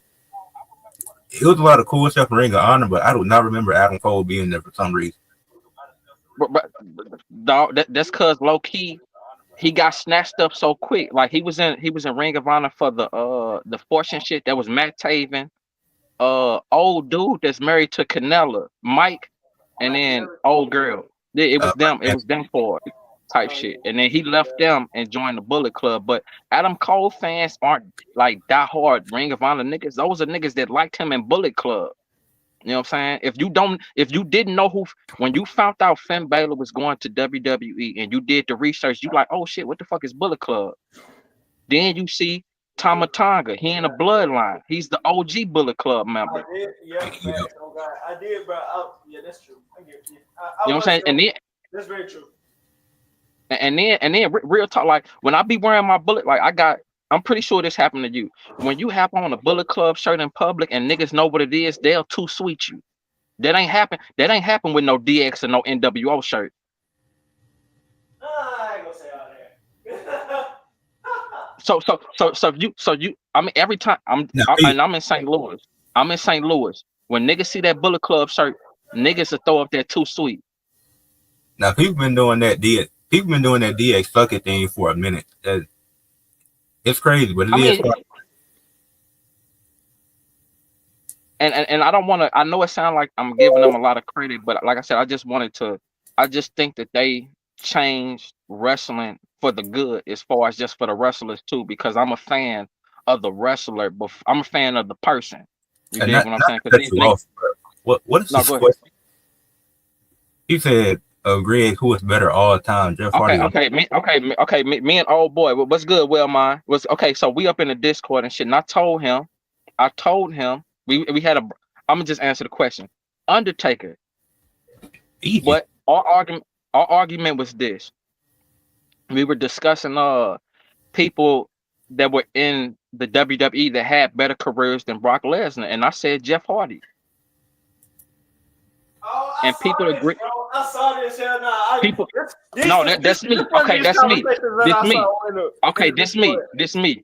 Okay, this me. This Gregory Waver from the Discord, and I was showing proof. And we're talking about people like, bro, and I'm black too. Like, and I know I shouldn't even. This don't matter, but when it comes to black people, Jeff Hardy is important. Jeff Hardy is important in the black community. Yeah. And y'all black too, so y'all know what I mean. Like, and I respect Brock Lesnar, but he hasn't transcended the business. When he was when he was getting the main events and he had the belt, all those real niggas were gone. Oh, my bad. All those real wrestlers were gone. He wasn't the best when Chris and Eddie and the rest of them and Kurt was there. He was never the best. When he had to ship or whatever, WWE was in the decline. When Brock Lesnar had the belt. Yes, sir. I think Brock Lesnar run from like 2000 to 2002. That's a great run. Like, you can't lie. Like, that run was pretty good. Great off that, in my opinion, off that run, he's top 10 WWE great. That's good. We got to talk about that run. Now I'm not like. No, go ahead. Go I ahead. Go think ahead. Jeff could have been better, but he wasn't really able to control himself, and that's not nothing to do with him and Brock. But That's how Brock Lesnar maxed out, bro. if Jeff was able to, That's on the table, bro. Like Brock did everything he could do, bro, and then some. Like in the first run and this second run.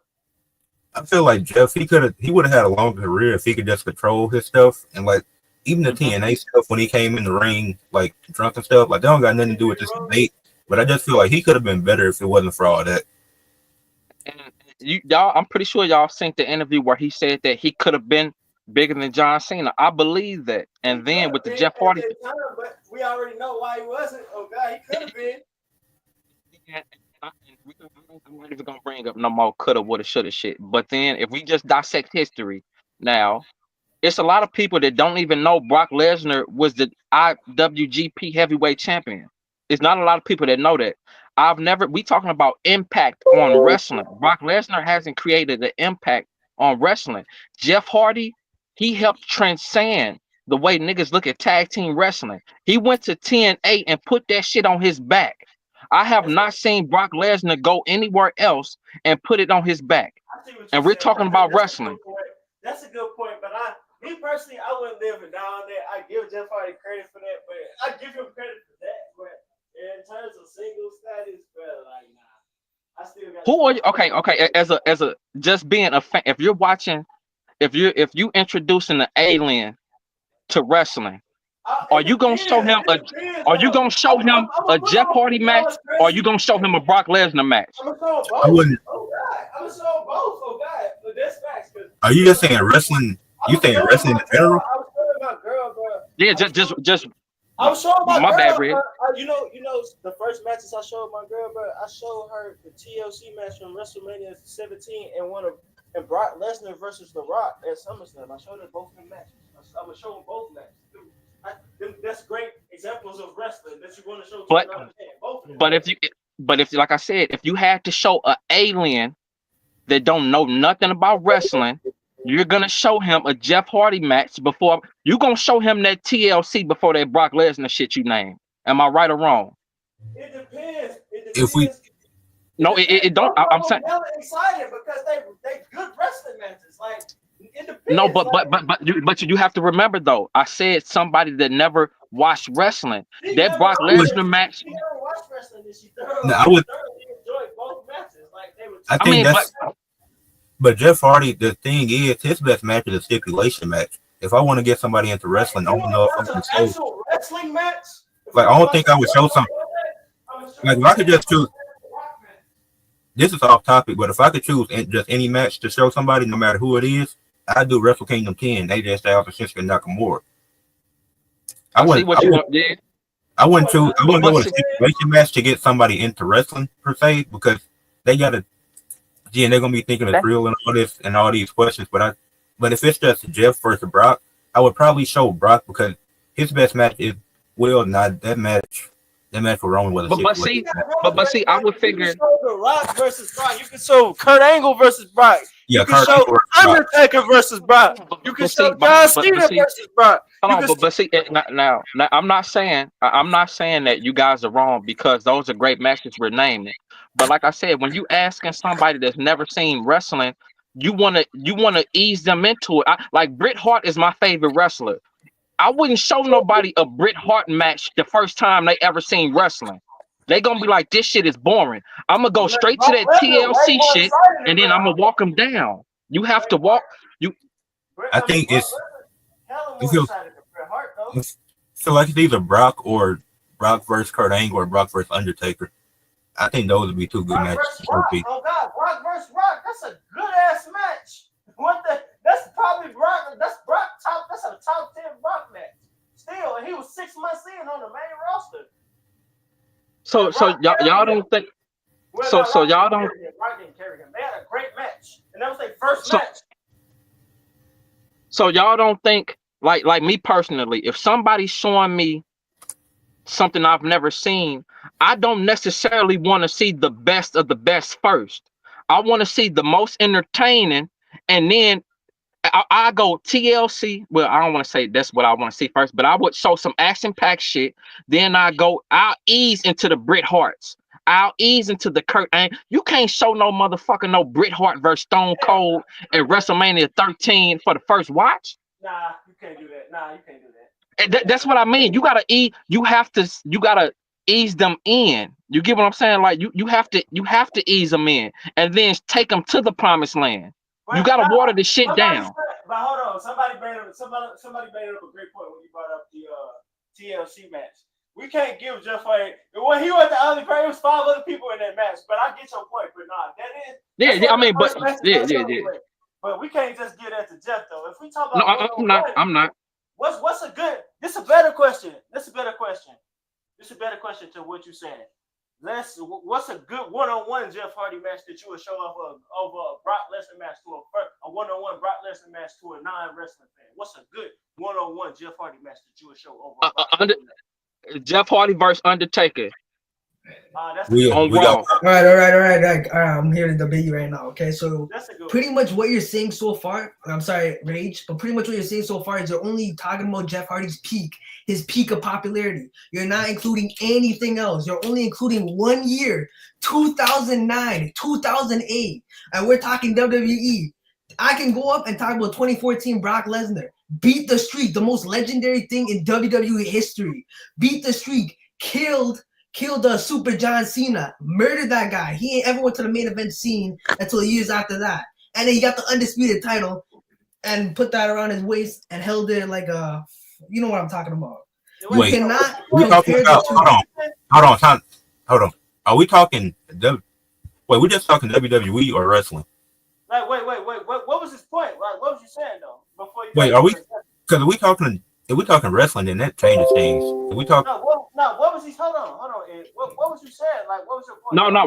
Weller was talking about he was talking about the peak of popularity, and then he was just comparing years and stuff. Hey, Weller, I was not comparing years and stuff. Talk for yourself. Talk for yourself. You heard, bro. You heard. Go ahead, tell him, bro. I was not comparing the years. You were comparing years, so I did the same thing that you did. When we had the discussion in the Discord, I wasn't comparing years. I was going off of, you can go into the chat and see.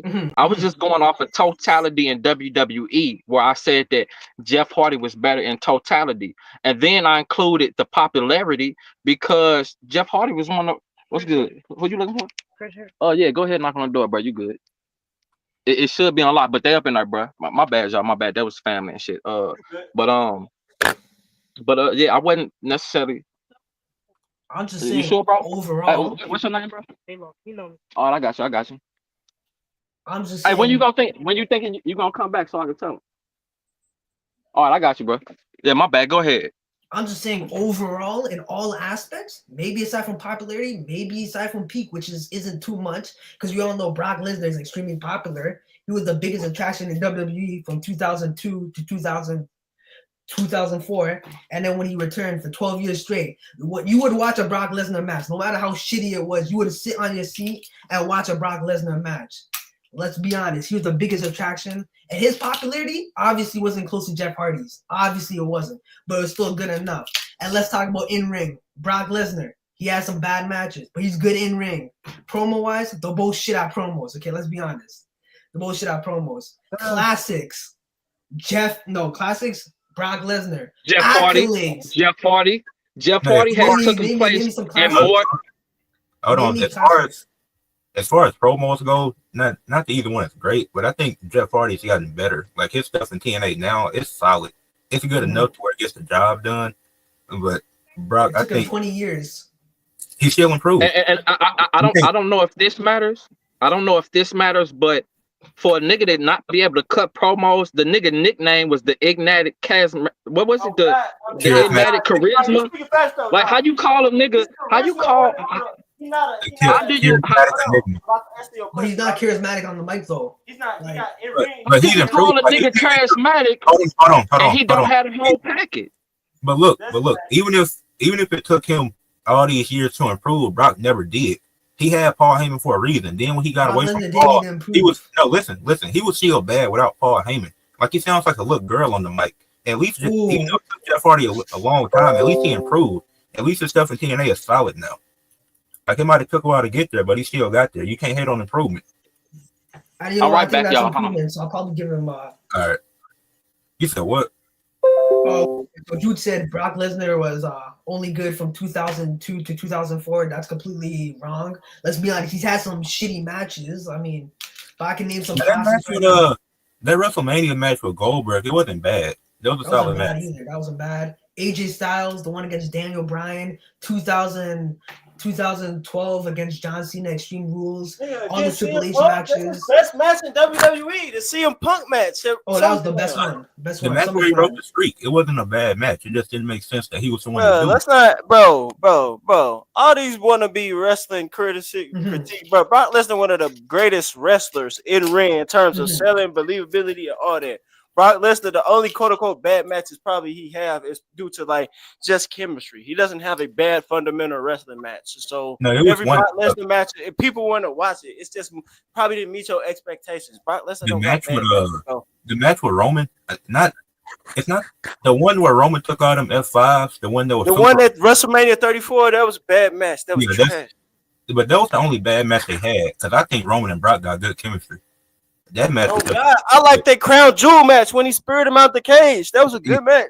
I think they got a lot of good chemistry with each other. It was just that one WrestleMania 34 match where it was like, man, is Roman Reigns? It took him 6 F5s to lose. Yeah, that was trash. That's the But only, other than that- that's the only Roman match I probably dislike. Oh God, the Yeah. fatal 4-way match with Braun Strowman, Samoa Joe, and Roman. Like, what are you talking about? That match was fun. Brock Lesnar got a lot of fun. That was a great match. Like, And Jeff Hardy, he's a tag. oh God, Brock had a great run during his reign of terror as Universal Champion, bro. Like, come on, bro. But People come didn't on, like.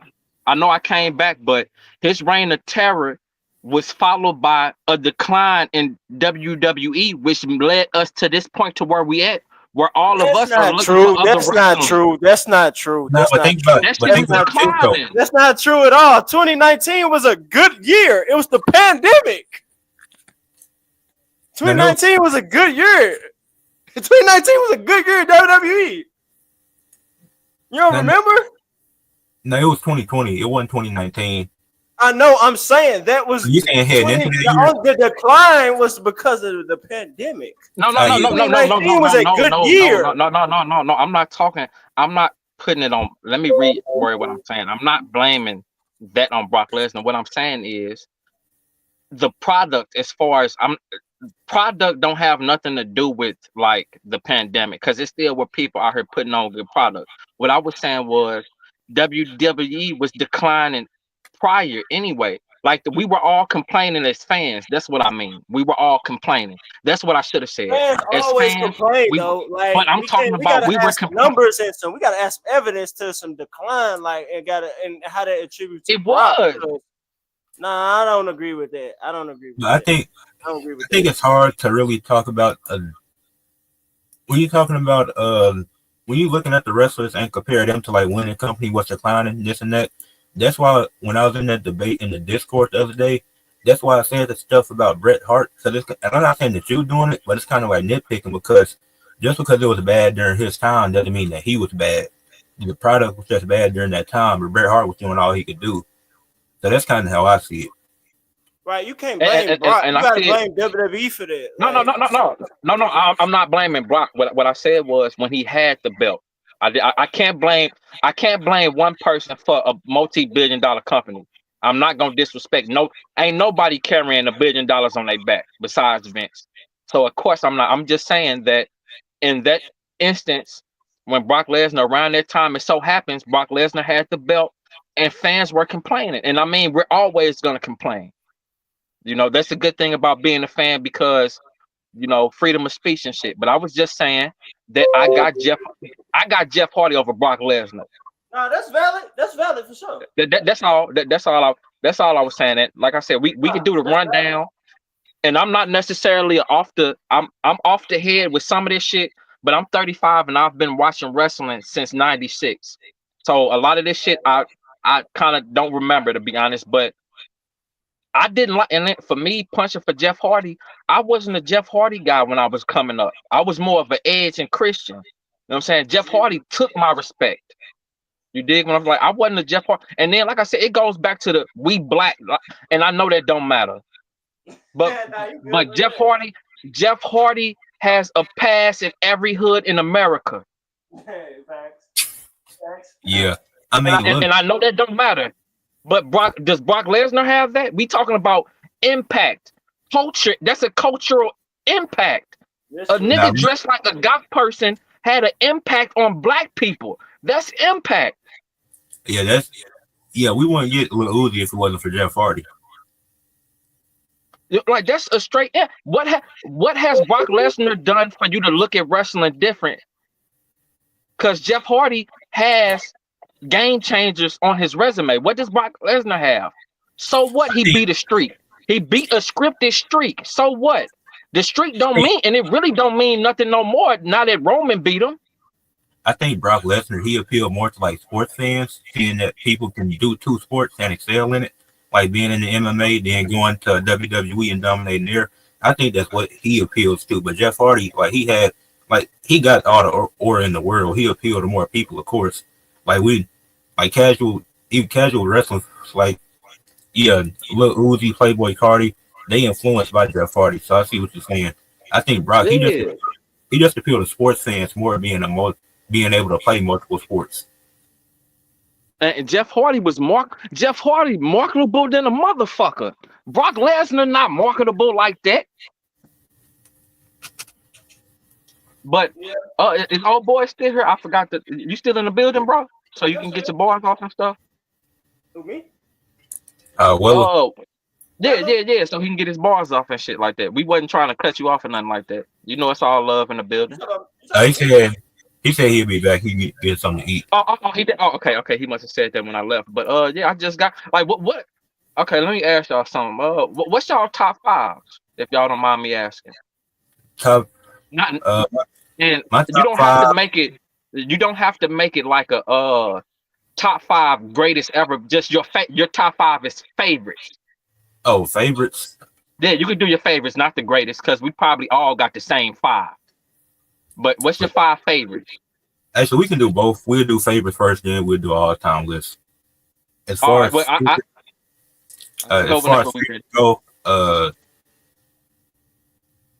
number one, AJ Styles. That's my favorite wrestler all the time. He the reason that I got hip to like other promotions and stuff. I've always been an AJ Styles fan. John Cena, seeing him as a kid, like when I was younger, getting into wrestling at an early age. Like I've been watching wrestling for a while. I've always been a Cena fan. Becky Lynch, definitely my favorite women's wrestler. Got to throw AJ Lee on there too. What she enjoyed, what she did during the Divas era, and she could actually wrestle. Then 5, Randy Orton. John Cena, Randy Orton, probably my favorite rivalry of all time. And them your favorites, not them your favorites, and them your greatest Favorites. right there. Yeah, they're my favorites. Now who your greatest? Top 5 greatest.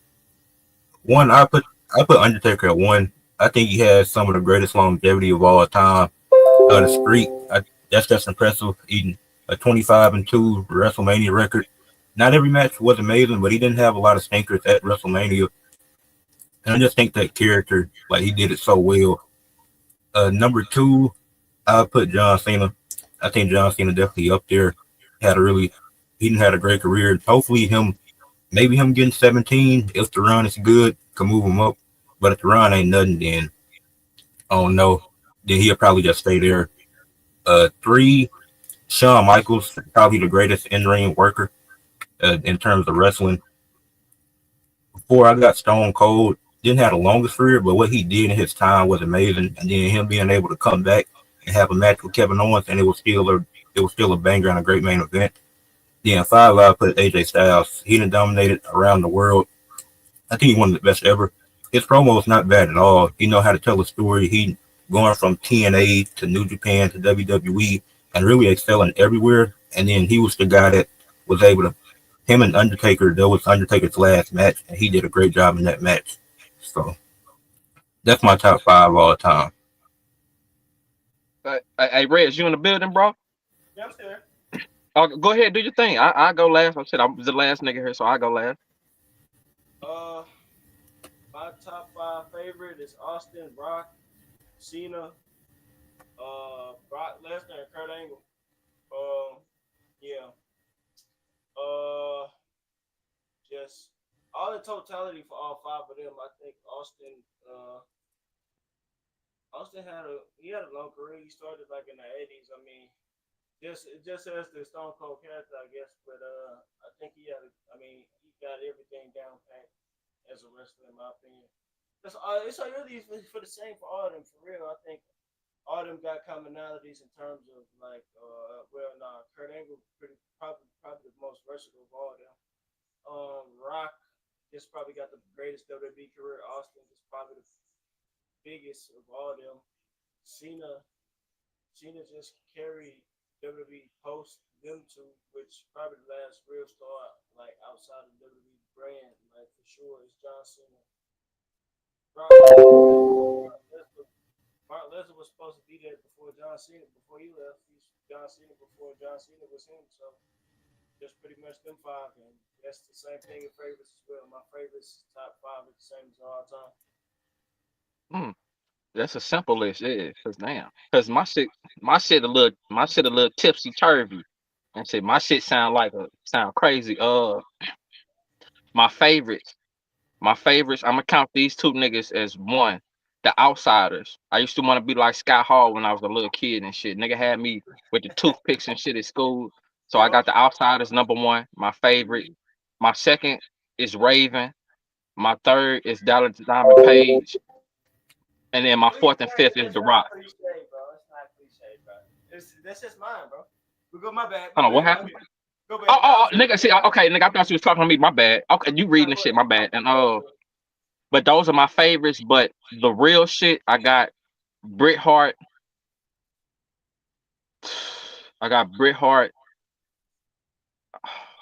Damn, I got Bret Hart. I got AJ. I got Undertaker at number 5, and I got Steve and Rock interchangeable at 3 and 4. Oh, okay. That's a good list. That boy said my top 5 Rock, HBK, Cena. This is a nasty the top last 5. one, my greatest. Yeah, my last one was the greatest. All right, well, you back in. What's your top 5 favorites and your top 5 greatest? My top 5 favorites. I'm gonna just do greatest. My top 5 greatest: HBK, John Cena, Stone Cold, Undertaker, and Hulk Hogan. Top 5. Just top 5. Come on, Hulk Hogan's top 5. Another top. Hey, Weller, let me ask you a question. Okay, I'm pretty sure I'm older than you. What makes you say Hulk Hogan? Hulk Hogan, he's had the impact. Did you watch the 80s, the 90s? I don't. Like they booed The Rock at WrestleMania 18. No, I can't. We can't just go off impact though, because technically speaking, Cody Rhodes is with this whole he turns people heel. Let's not do that, Ed. Let's not do that. No, but no, think about it though. I'm saying we can't just go strictly off impact when ranking. I mean, he can on his list. I wasn't gonna debate him about his favorites. I just asked what about because like Hulk Hogan's not my favorite. I don't like Hulk Hogan. Because Hulk Hogan, like when you said the word impact, and impact means you need to be alive to feel it, and you weren't alive to feel that. So you don't know his impact. You think I don't have this? I didn't talk about nostalgia. I talked about his impact on the wrestling business. The impact it had on people. I've seen it. I can look on YouTube and see to this day with WrestleMania. Yeah, we've seen it at WrestleMania. You can look at the stadium so you can see hundreds of people with Hulk Hogan shirts in the 90s, the 80s. I don't need to be alive to not like. Obviously, I didn't live it, but I see it. Nah, he right because I'm not gonna say nothing because our lists are differently. I wouldn't go based off impact because there's other things, but it's his list, so. But you can definitely see the impact without living it. I never see I don't gotta be alive to see it back then. But Hulk Hogan's impact, I don't like the guy. I think he's garbage, but his impact, his overall star power, promos, he was WWF at the time. It was his for a solid decade. The biggest match of all time: Andre the Giant versus Hulk Hogan. 30 million on Hogan TV versus watching that Savage, match. then Hogan versus Warrior. Hogan versus Warrior 2, Hogan versus Macho Man, all that. I You got can't, you can't not put him in your top 5. Now I'm not putting Hogan top 5. I put him top 15. That's respectful. That's respectful. That's respectful. But I don't like that guy who put Jeff Hardy in top 5. Like that's trolling. Like let's be honest, that's trolling. Hey, Yeah, that nigga's not in my top. But I mean, it's all opinionated when it comes to our favorites. So I'm not gonna. I'm It not really gonna do argue come down- about nobody's it really favorite. do come down to opinion because what you gonna say, Rich? No, I said that's his opinion. That is Jeff Hardy top 5 is a stretch though. I mean, we all look at it differently because I got AJ Styles over the Rock. I think Ooh. like we Hold on, but see, my bad, Ed. But that's why I was like, some of this shit you had to be alive because it's like say for instance, Hulk Hogan, he gonna say a bunch of motherfuckers like Bruno Sammartino, and who am I to tell him Bruno Sammartino not up there? But nigga, he didn't lived it. He lived when that nigga had the belt for 8 years. I didn't live that, so that shit don't matter to me. That's what But I mean by. Go ahead. Go That's ahead. not a good argument. hold on. But what I like to do, like, it's a lot of old YouTube clips and stuff, and you got the time. Like, obviously, if you're busy, you got work and stuff, I get it. But I try to go back and see some of them old matches, some of them old games as far as the NBA go. I got to sat down and watched the Bruno match. Did I enjoy it? No. But I understand what he did for the business. It's not for me to enjoy. That's him during his time. That isn't supposed to appeal to me because that's his time when he's wrestling in black and white, when he's doing his thing. Like, that's like them crowds are eating it up. They're cheering for it. Like, they're enjoying it. It's like if I can sit down and watch Bill Russell play, and it's like it might not be the most exciting style, but it's like I don't got to see the Celtics chucking 53s then. I don't know if anybody was gonna say anything, but how important is I'm not like I told y'all, Bret Hart is my favorite wrestler, so I guess it's gonna be more of a serious topic.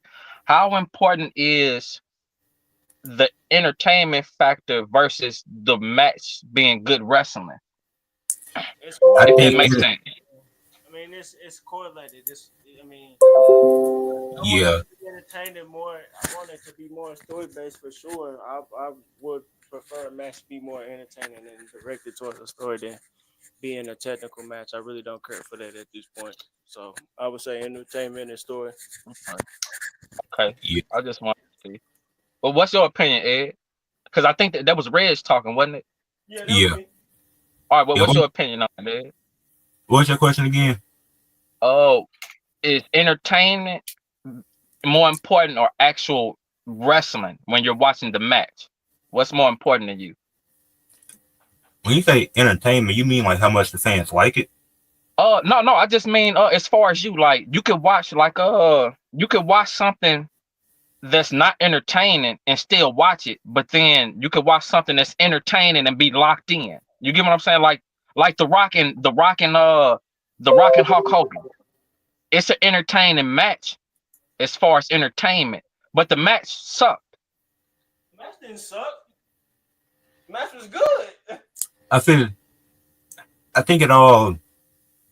You got to look at it from every aspect, to be honest, because a lot of these matches, like they can have a story and then not pay off to nothing. Because now this isn't like AJ Styles and Shinsuke Wrestle Kingdom 10. I love that match, but then when they had the WrestleMania 34 match, it wasn't bad. People make it seem like it was just a terrible match. It wasn't terrible, but it didn't live up to the expectations we had, and it had a solid story to it, but it didn't live up to what it should have been. Now, Ed, do you think that's because WWE restricts them, or do you think it was more on AJ and Shinsuke? Because in New Japan, it's a little more. Yeah, they got more freedom in New Japan, so Yeah, it's a little bit on WWE, but you still got to take that into consideration. Because let's look at Jimmy and Jey Uso. Like that match, the build was great. The match was terrible. And it's terrible. And that's both on them. Like, I don't think WWE really held them back. They had the chance to go out there and do their thing, but they weren't able to deliver. And I think it's just because they're two similar wrestlers, and now we see Jimmy getting into his bag after that. Like they've improved since that, but that match was terrible. Now with the no, my bad. Go ahead. I agree. Now, Go ahead. now with the do you think now, Ed? Do you think they could have did what they did at Wrestle Kingdom at WrestleMania? I think they could have if they had. I mean, they could have, yeah, they definitely could have. They could You have. think? Or maybe it was. Now maybe it's because Because they didn't have as much time because that match. Because that wasn't the main event of 34, was it? 30 minutes. Yeah, the match was like 45 minutes, low key. Because I think their Wrestle Kingdom match was definitely longer than the WrestleMania match, and then AJ Styles winning didn't make sense either. For the story after the match, it didn't make sense because AJ Styles won, and Shinsuke low blowed him, and he never got the title after that. So looking at what happened after, like a lot of that just didn't make sense. But I think they could have did what they did at Wrestle Kingdom 10. Because I'm trying to see how long the match was because. I think it was a good like 35-40. But as far what I mean by, but WWE got kind of restrictions on move sets. In New Japan, that shit that's strong. I don't think they could have did all that strong style shit that they did in New Japan. That shit ain't fine in WWE. I definitely don't think they could have did that. No, both. Yeah, that's what I meant, and that's what I meant by they can't have that Wrestle Kingdom match in WWE when you're restricted. You know what I'm saying? Like WWE, certain all them knees to the head and all that powerful strong shit. You can't do that shit in WWE. That'll get a nigga fired. Right, yeah, I mean, shit. Look what just happened to Kevin Owens. I mean, that's a problem. I mean, in my I mean, yeah, but see, too spot heavy today, and that's why Kevin Owens on the bench now. So I'm gonna say I mean, this. yeah. I'm not a let me fan finish. of that shit anyway if it don't make sense. Like I just watch UFC if I want to see a nigga get kneed in the head. Let me say this on the Kevin Owens thing. People trying to say, "Oh, you shouldn't point fingers at nobody." No, point the finger at Triple H. No, point the finger at himself because Now- he did it. Now, look, you got to look at both of them because Kevin Owens knew, and really these wrestling owners or whoever running this, they need to tell these wrestlers, you got to sit down, or we just gonna find you with something. Because if Kevin Owens had a neck injury for 4 months, why do you have a ladder match and an unsanctioned match? Yeah. Why is he out there wrestling? Mhm. Bro, these people in response, these are adults, bro. Kevin Owens wanted to do that shit, bro. And Triple H didn't tell him to go out there and do that. I mean, but not Reg. And they take pride in taking those spots, so that's on him. Simple. Now, Reg, you're right. You're right because people are scared to lose their spot, and then that's them having pride as an entertainer. You're right about that. But then when it comes, but then as management, and you're looking at people as human beings, nigga, you shouldn't do that match. We taking you off the. Don't get health insurance. If anything, you would want to stop paying as many medical things as possible, right? Knowing that they don't pay for your expenses. Right? Let me ask you this. Let me ask you this, Reg. There's no way we can blame WWE in that. That's on him, bro. Yeah, Okay, let me ask you this, Reg. If you're Kevin Owens and shit like that, I don't really want to put you in that shoes, but I just think that I'm gonna read. No, go ahead. Ed, what you was finna say? No, Ed, what you was finna say? It sound like you. I was gonna say something, Red. Now that you say it, you right. Then Kevin Owens, these wrestlers, they can say that they need to be out, but it's like it's a pride thing, which is so stupid. Like you injured, get that surgery or whatever, because now your career might be over because you wanted to do something stupid and have these 2 matches, and it didn't even pay off to nothing. Hey, and see, like, bro, over what, bro? You already your shit solidified, bro. Like, come on, bro. Yeah, like he would have came back and got his fight back perfectly. Right? What spot, my nigga? What spot? Who finna take your spot? Nobody. But see, at the same time, it's like if I know, like I said, we gotta. The thing with the management is like if I know you got a nagging neck injury, you're not doing certain shit. Nobody knows as how severe it is as far as the person, and he ain't gonna tell them that is that. Yeah. I mean, of course, they do be hiding that shit. You're right, they do hide you, and like I said with the prior shit, you might want to hide that ankle injury because WrestleMania in a month. So you right about that because you did. Like nigga, you gonna take my spot? Like hold on, nigga, I've been grinding for the last year. I don't care if my leg broke. I'm going out there. But His damn, fight. you can't say nothing. You're right. You're right. Hey, Weller, Can't even- you still here? Yeah, I'm still here. What you think Overall- about the Kevin Owens thing? I think it's his fault. He should have known it. He just wants to stay on. And before anyone says like he couldn't pay the medical bills, he literally has a Lamborghini. I think he's fine with the medical bills. It's just pride. And no one's gonna take his spot because we need someone in the main event to hold his job. I don't think anyone's gonna take a spot. It's fine. We need someone to lose the big matches. He eventually We gonna- need somebody to lose the big matches. What the hell? And Kevin Owens is the perfect one. You said they're trying to get that WrestleMania check. Hey, real talk. But see, and then with the Kevin Owens shit, like with him, I'm surprised he's still wrestling because him and Sami Zayn was in Ring of Honor doing crazy You shit. need to sit down for a minute. Yeah, You know how much he been Kevin Owens Yeah. Kevin Owens been wrestling like for nonstop since 2016, bro. Maybe before then. I don't. He was wrestling before that. I don't remember Kevin Owens ever taking a break in WWE. He been Like, wrestling and before then- in other companies. and then like Kevin Steen, that's who he was at first. He was doing way worse in Ring of Honor than what he doing. Like I'm just shocked that his body even allowed him to walk. Cause him and Sami Zayn been doing bullshit for like 20 years, dog. Like That's why I'm glad Sammy taking time off now. Like he won't be on WrestleMania, but it's fine if you get there next year. it ain't worth it. It ain't worth it. I'd rather be able to walk my kids up the aisle or see the graduation and stand up. Like I'm gonna have to miss this WrestleMania. Mhm. Fuck that. Like fuck it. And y'all had 50 of these. Y'all had 40 of them without me. Y'all had 30 of them without me. Y'all can miss me on this next one. Yeah, he But would have just had a match against Karrion Kross anyways. It would have been a 10-minute match. who, since we talking about Kevin, who do y'all want to see? Randy? How y'all feel about the replacement? What do? Nick Aldis, I mean, Nick Aldis. Aleister Black. No, because Randy Orton is challenging for the world title no matter what, which I don't know how. He just because he's a 14-time champion.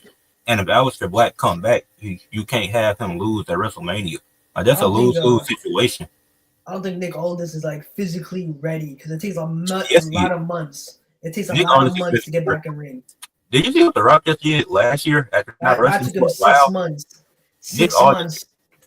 months. Nick Aldis can definitely get in the ring. If The Rock can do what he did last year, Nick Aldis can do the same thing. Like Nick Aldis, And low key, Randy Orton to make him and look low-key- good. low key, Nick Aldis will fuck around and do better than The Rock because if y'all remember, The Rock was on the outside taking a breather for most of that shit. Low key. it was a good match though. That was a Like good Yeah, match. It was good. Like It definitely Aleister was Black, good. Randy Orton can't face Aleister Black or Rusev if they come back because it's a lose-lose. Because none of Or them. Carmelo. I don't, bruh. About Yeah. them dudes coming back, bruh. Man, it's cool. There'll be some good hands, bruh. I'm not trying to see no super push, bruh, because it ain't gonna be nothing super different from what I seen before. Rusev, If Rusev Rusev come back, is done. I don't see no appeal behind Rusev right Yeah, now. I don't. Rusev Like, is done. what is the appeal behind Rusev? I They need should- Rusev Day back. they should send him to NXT if he come back. Because he's not going Hold to on, use the main roster. Aleister Black, bro. What they gonna No, do? Rusev. with him? You What talking Aleister Black, like. mid-card. Hold on, no. Aleister Black still has a lot of untapped potential as far as WWE because he kind of. I don't care about Rusev at all because I think the John Cena shit, him losing to John Cena at WrestleMania, that kind of fucked him up. Gimmick, the Russian shit, not the Rusev Day. The Russian shit, that was his right there. That was it after that. It was him. What the Rusev Day was him, Lana, and Aiden English. Yeah, That's crazy. Who? but Aiden I English. think You don't that- remember the English guy? the English nigga that wasn't was with them. He was in the. he was with, he was in the he was West with them. Panama. No, he was You with gotta both of them. remember, Aiden English used to be the ring announcer for them, and he'll say "Happy Rusev." That was Aiden He was- English. Yeah, he was with them. Oh, I'm talking about before that. I'm talking about I'm you talking talking about. about You before talking about Rusev? that. Yeah. Yeah, no, but I just thought about that for some reason. Yeah. Like that was crazy. But Aiden English was in the damn what's the name of the fucking The vaudevillain. But see, I think as far as if we take those two talents, I think that Aleister Black has a better upside. Whether it's better being the US or Intercontinental or being a good hand, I just think he has a better upside. His especially character work, since WWE is basically a bunch of characters now, low key. I think his character has more. Rusev should go to NXT if he come back, because he's not going to do nothing on the main roster. I need Like, to see NXT, Rusev they versus talk about- Gunther. Nah, they talk about how weak the men's division is in NXT. Just saying Rusev there, because he, Send Rusev to the NXT. Oh God, like that'd be Damn. perfect for Rusev. he'll To be an extra body on the main roster, bro. They're not doing nothing with him. Like, bro. yeah, He gonna the be main right roster- the month. He gonna be right in the mid card, bro. Right where he was when he left. It's already So too who- deep. Because look at this, they teased AJ Styles and Braun Breaker. Now AJ facing Logan Paul. What's Yeah, next to that's that? crazy. Yeah, that's crazy. That was crazy. I'm like, what the? I'm like, how did we get here? If anything, just put them in the U.S. title match with, and they ain't even been in the IC title match, which ain't been made official yet. And you could do a 6-pack challenge with Dom, Finn, Penta, and Braun Breaker. When's the last time we seen a 6-pack challenge? It's been a long time. Oh, I remember, bro. It was at Night of Champions 2010 for the WWE Championship when Randy Orton won. That was a good ass match. That's the time we It was saw. Randy Orton versus John Cena versus Wade Barrett versus Edge versus Sheamus versus Chris Jericho. That was a good ass match. That's the Damn, last this 6-pack nigga challenge that, match. that's crazy. Yep. Night of Champions 2010. That was a good ass match. I was like 3 or 4 years old. It was like a couple times, bro. It was like a couple times Wade Barrett should have won the WWE Championship in 2010. Like, I don't see why they can't do a 6-pack challenge now. Like, it don't have to be this. It makes sense to do it now too, because they have the bloated ass roster. Then just put 6 people at once that want the championship. It's a 6-man elimination match. It's Like, that you simple. could did that for the United States Championship, or for the IC Championship with Dom, Finn, Penta, Braun Breaker, and AJ, and Logan Paul. Throw them in that. Hell nah. Logan Paul is bigger than the multi-man match. That's not Money in the Bank or Royal Rumble. Nah, it'll be fine. Yeah, But him and AJ Styles not gonna lead to nothing, because his promos becoming stale. Like, it's the same.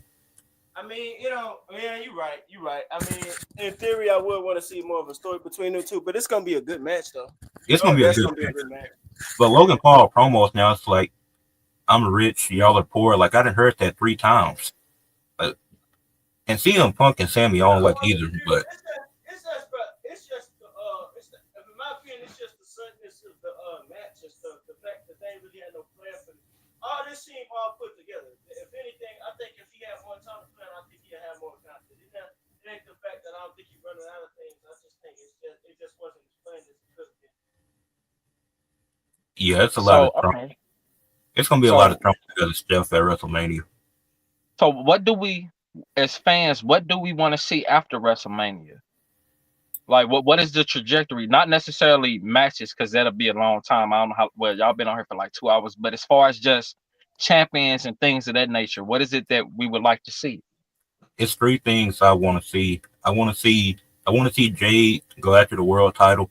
I think she's already been in the mid-card division. I think that you could build her up in the world title picture. You could even possibly have Naomi win Money in the Bank. Like, I think that'd be cool. I want to see Trick Williams get called up. I think him and Carmelo Hayes, the way that they did this story in NXT, I feel like Trick, he understand why Carmelo crashed out now in NXT, and they could be a heel tag team with the Miz as their manager, and then eventually win the championships from the Street Profits. Like, I think Miz would be the perfect manager for Carmelo and Trick if they tag team again, because I think Carmelo Hayes is worthy of getting the championship at this point. So have him and the Trick team up together, make Miz their manager, and they win the tag titles. And I want the Street Profits to keep it for a little bit, so have them build up some wins. Then, like, around Crown Jewels, around that time, that's when they take it from the Street Profits.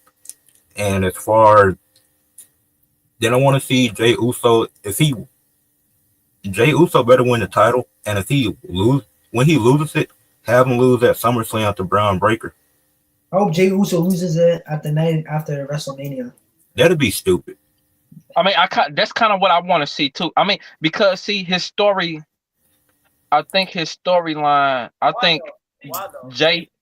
Go Nah, but ahead, think Willa. about this though, because if Jay is just a champion for one night, then he can't say any like him just having the championship for one or two nights doesn't mean nothing. When Roman had it for 4 years, like at least he had it for a few months. They could play into that story a little bit. Like he should have it for like 4 or 5 months. He shouldn't have it for one day.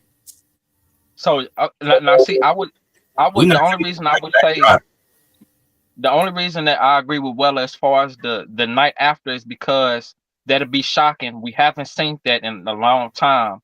But I wouldn't mind until SummerSlam type shit. But I mean, he only had the Intercontinental belt for what, like 2 weeks or something, 2 or 3 weeks or some shit like that. And he should have had it longer than that. But it should have been Chad Gable wins it, then he had it for 4 months. Jay Uso wins it, he had it for 4 or 5 months. Then Braun Breaker win it, and he's going to have it 6 or 7 months. Like Sami Zayn should have never had that IC title.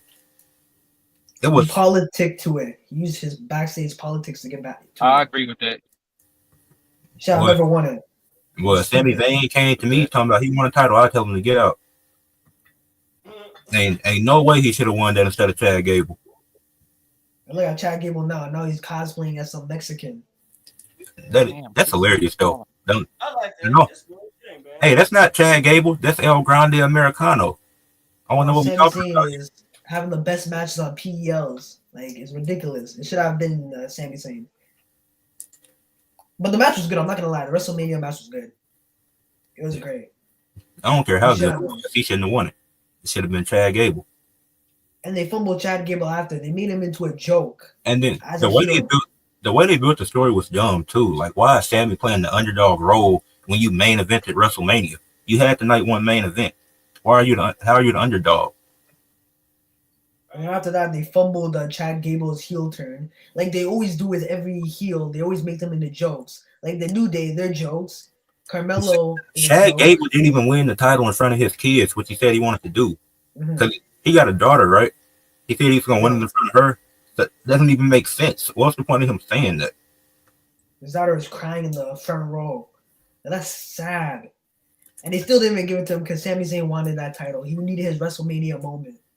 He's probably backstage saying, I made an event at WrestleMania next year. Let me beat Gunther. But, Jude, that's a lie. Chad Gable can definitely hold a championship for 3 to 4 months. Not every champion got to have a long reign.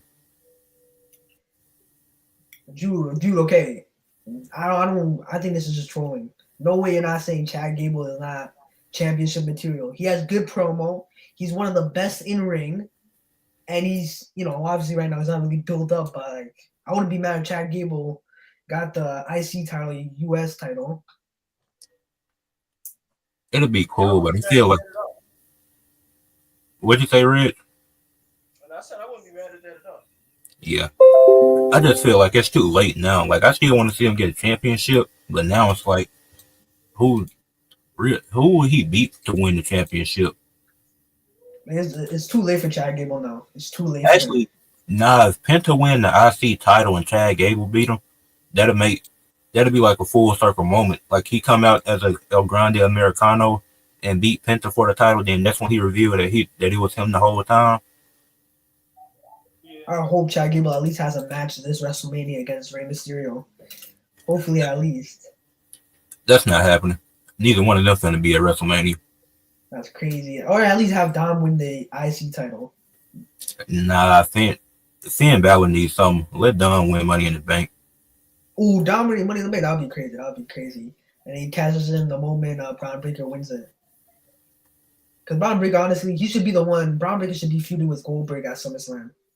Let Gunther whoop Jey Uso's ass. Ugh. I'm not trying to see Goldberg. Because Goldberg's going to have a match in the summer. He's going to have a big match in the summer. He already said it. So it's either going to be Gunther or Braun Breaker. Gunther needs to get his title back because this World Heavyweight Championship run has been ass. No good stories.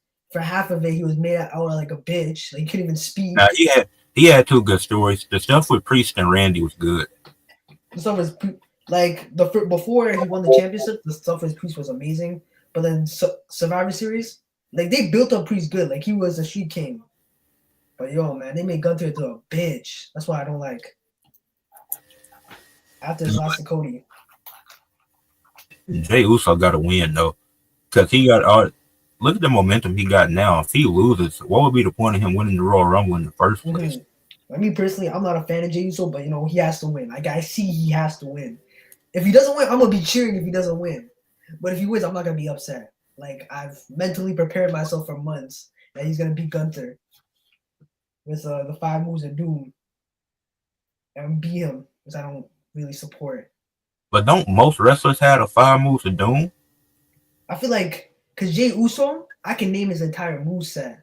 The Yi punches, spear, splash, super kick, and maybe a crossbody. I will say that Jey Uso, since he became like Riz, can you turn your mic up? Yeah, I can't hear you, man. yeah, I was. Can you hear me now? Yeah. Yeah, I was saying that I know that Jey Uso.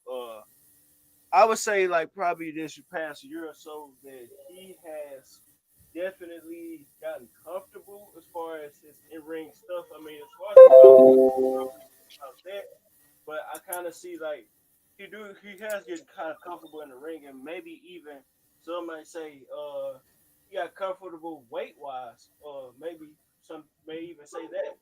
But I think I just think that he got comfortable, and maybe I just think he comfortable. I don't think he really.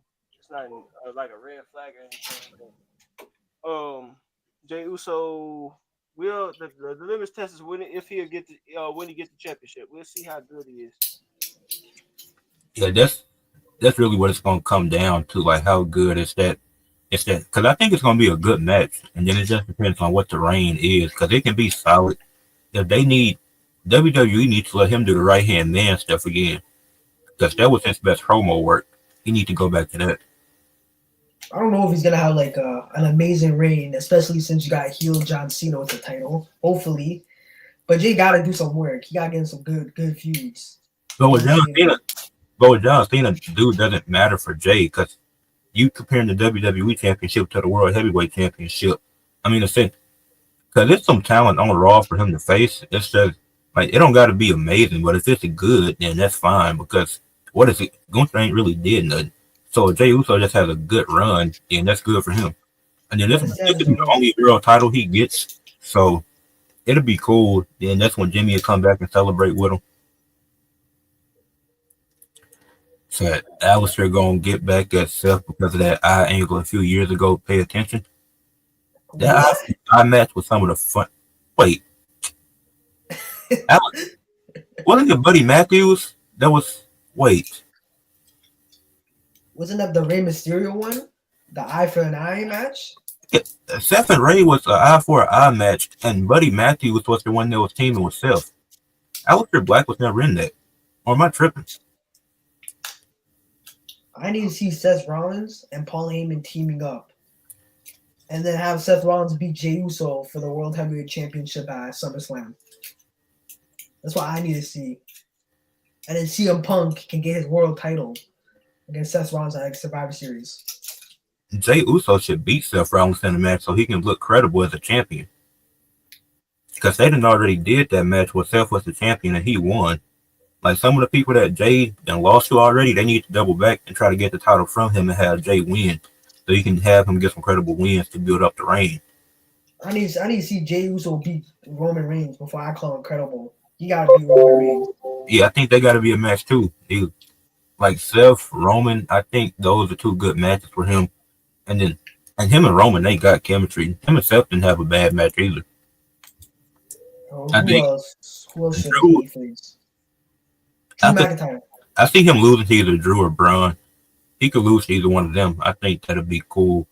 Or if Money in the Bank comes before SummerSlam, if Dom won and he cashed in on Jey, I wouldn't mind that because he'd get the heel heat from it. That'd be insane heel heat.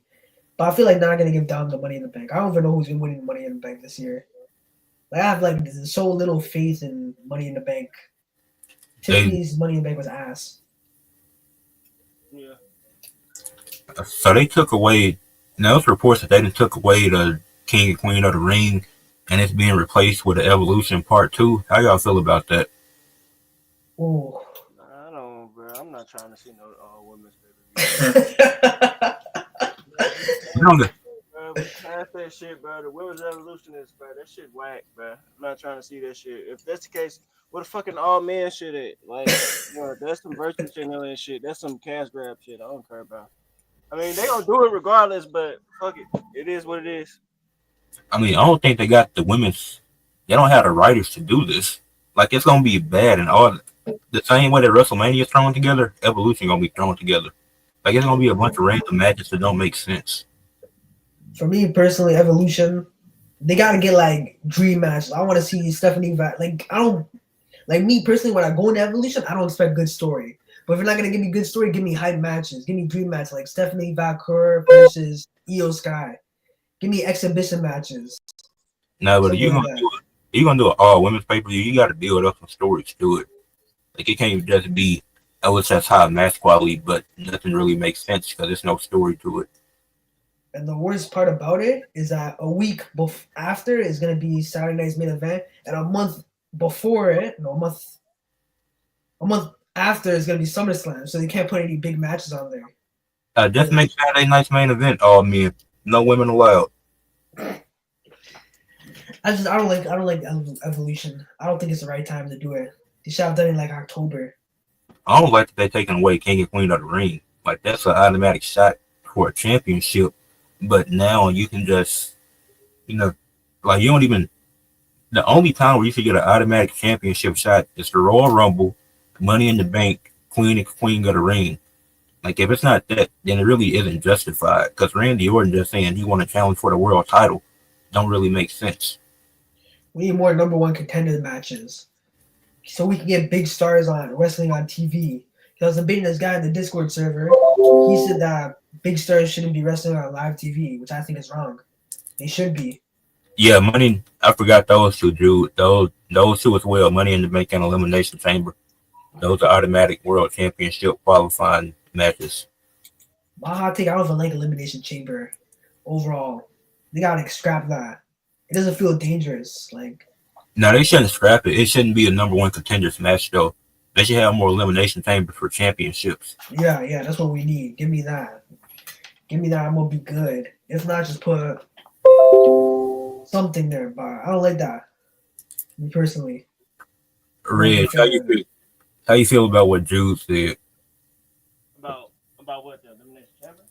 He said the women barely be making it on the main PLEs and Raw and SmackDown. The women?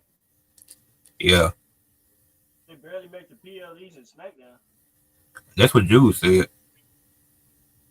What? I don't agree with that. I mean, there's always a women match on the PLE and SmackDown. I mean, if anything, that's just attributed to like the fact that they don't got stories for these people because there's women there on every show.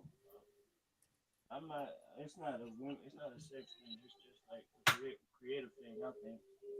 Yeah, I think it's more of a creative thing than a sex thing. And then you can't just throw. I mean, WWE, they will throw people on the WrestleMania card, but just because it's the biggest event of the year, but you can't just throw people on a pay-per-view. Like, that's why NXT does the best, in my opinion. Mm-hmm. Like, they book well all around. Well, shit, what am I, Jude? I don't know what the hell you talking about, bro. Like, if you don't see women on none of these shows, man, I'm not about to give a fucking head count. Like, It's definitely been the women on there. Women, if that's the case, you better. I guess you good with seeing an all women's pay-per-view then. Shit, it's all right. Shit, I said what I said, Jude. I don't know. You want me to debate that? Like, I don't know what you want me to do. I don't got a problem with the all women's pay-per-view. I just hate that it's replacing King and Queen of the Ring. Cause is it just not something we gonna do yearly? Is it? That's stupid, not gonna lie. That's stupid. King and Queen of the Ring. Yeah, So popular. Somebody said, well, it's every 4 years. No, it isn't, because it went from 2021 to 2024. And then they took it away for a few years before that. That's not 4 years, that's 3, if I'm not mistaken. Unless math isn't math now, but it's never been this thing where it was, I don't know, like the King of the Queen of the Ring is supposed to elevate people, so I don't know why you take it away. Who's this bread guy? Break bread news asking who you think will win a twerking contest. I'm not pinning that. That's hella funny. I'ma still be in the chat. My phone finna die though. I'll still be in the chat though. I'm gonna head out, guys. All right, All appreciate right, peace, y'all. Hey, thank you, Ed, for letting me join, man. I appreciate joining the open mic, bro. A lot of people. This was a success. Mm-hmm. you for sure. Yep. All right, boys. I'm gonna still be in the chat. I see that, Reg. Peace. Yo, Jude needs to come on. Jude talks too much crap. He needs to come on. Jude, are you in the Discord? He's on the Discord here. He keeps talking shit in the Discord. He I needs to pinned come on. it's in the hot takes thing. I put it in the hot takes. I put the link there, so just come on. Yeah, 'Cause I'm I'm- opinion there now. Because I'm ending this in 10 minutes. Come on, Jude, right now. Come on. Think about Jude. He's on every like live stream, like in our community. He's on everything. I know he got time on his hands. Oh yeah, you watching Dynasty? Yeah, I'm going to watch it. I mean, this is gonna be my first AEW pay-per-view I'm watching like fully since All In. Hopefully it's gonna be a good one. Well, I need to see Jon Moxley losing his title. Yeah. But I don't think it's gonna happen. You're not in the bat. You're not in the tub. You're not in the Dude, tub. he's lying. If you're in the tub, how would you be typing? Break bread. You join. You want to talk about twerking contests? Fucking loser. My fault. Yeah, I'm watching Dynasty tonight. Swerve better win. I'm going to be mad if Jon Moxley retain that title. Jon Moxley. I think Jon Moxley's gonna retain. I don't want it, but I think Jon Moxley might retain. Waterproof phone. So, Jude, you taking a bath and not a shower? You got it. Jude, you have time to type, but you don't got time to talk. Like I've never seen you talk on any of this, Jude. No, they ain't gonna be no next time because this guy like. What's your thoughts on Lyra Valkyria? I know you're a big fan of her.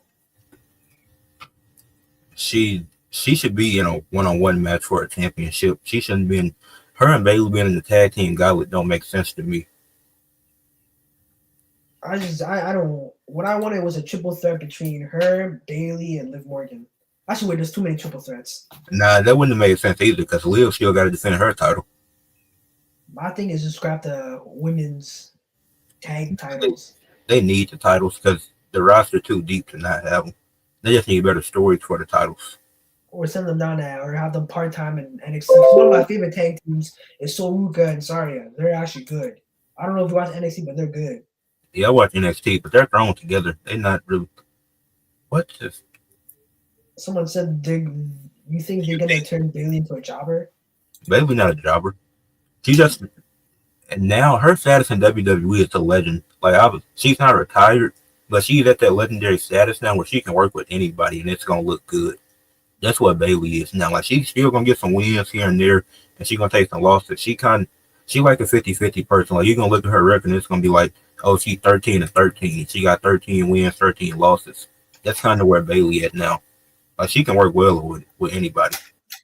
I think Bayley just wants to put people over. I don't think she's gonna win another world title, but I think she's gonna win a lot of mid-card titles, put over main event talent. She's good. It's not like Charlotte Flair who doesn't want to put over anyone. You know, Charlotte's like 50 years old. Yeah, I think Bayley, she will help the mid-card division elevate one of those titles. I think Alexa Bliss could too.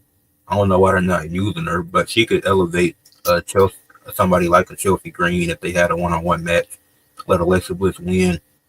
But I wanted it to be Piper that turned and took it from Chelsea Green, but don't seem like they're going through with that. But I wouldn't mind Chelsea Green and Alexa Bliss for a title in a title match. They need to turn Alexa Bliss back into the goddess. Like I'm tired of this dark character. I'm tired of it. It's not even dark. Really. I don't even know what it is. She's had 3 matches. She was at the Royal Rumble. The Elimination Chamber had to qualify match. She hasn't done that since Elimination Chamber.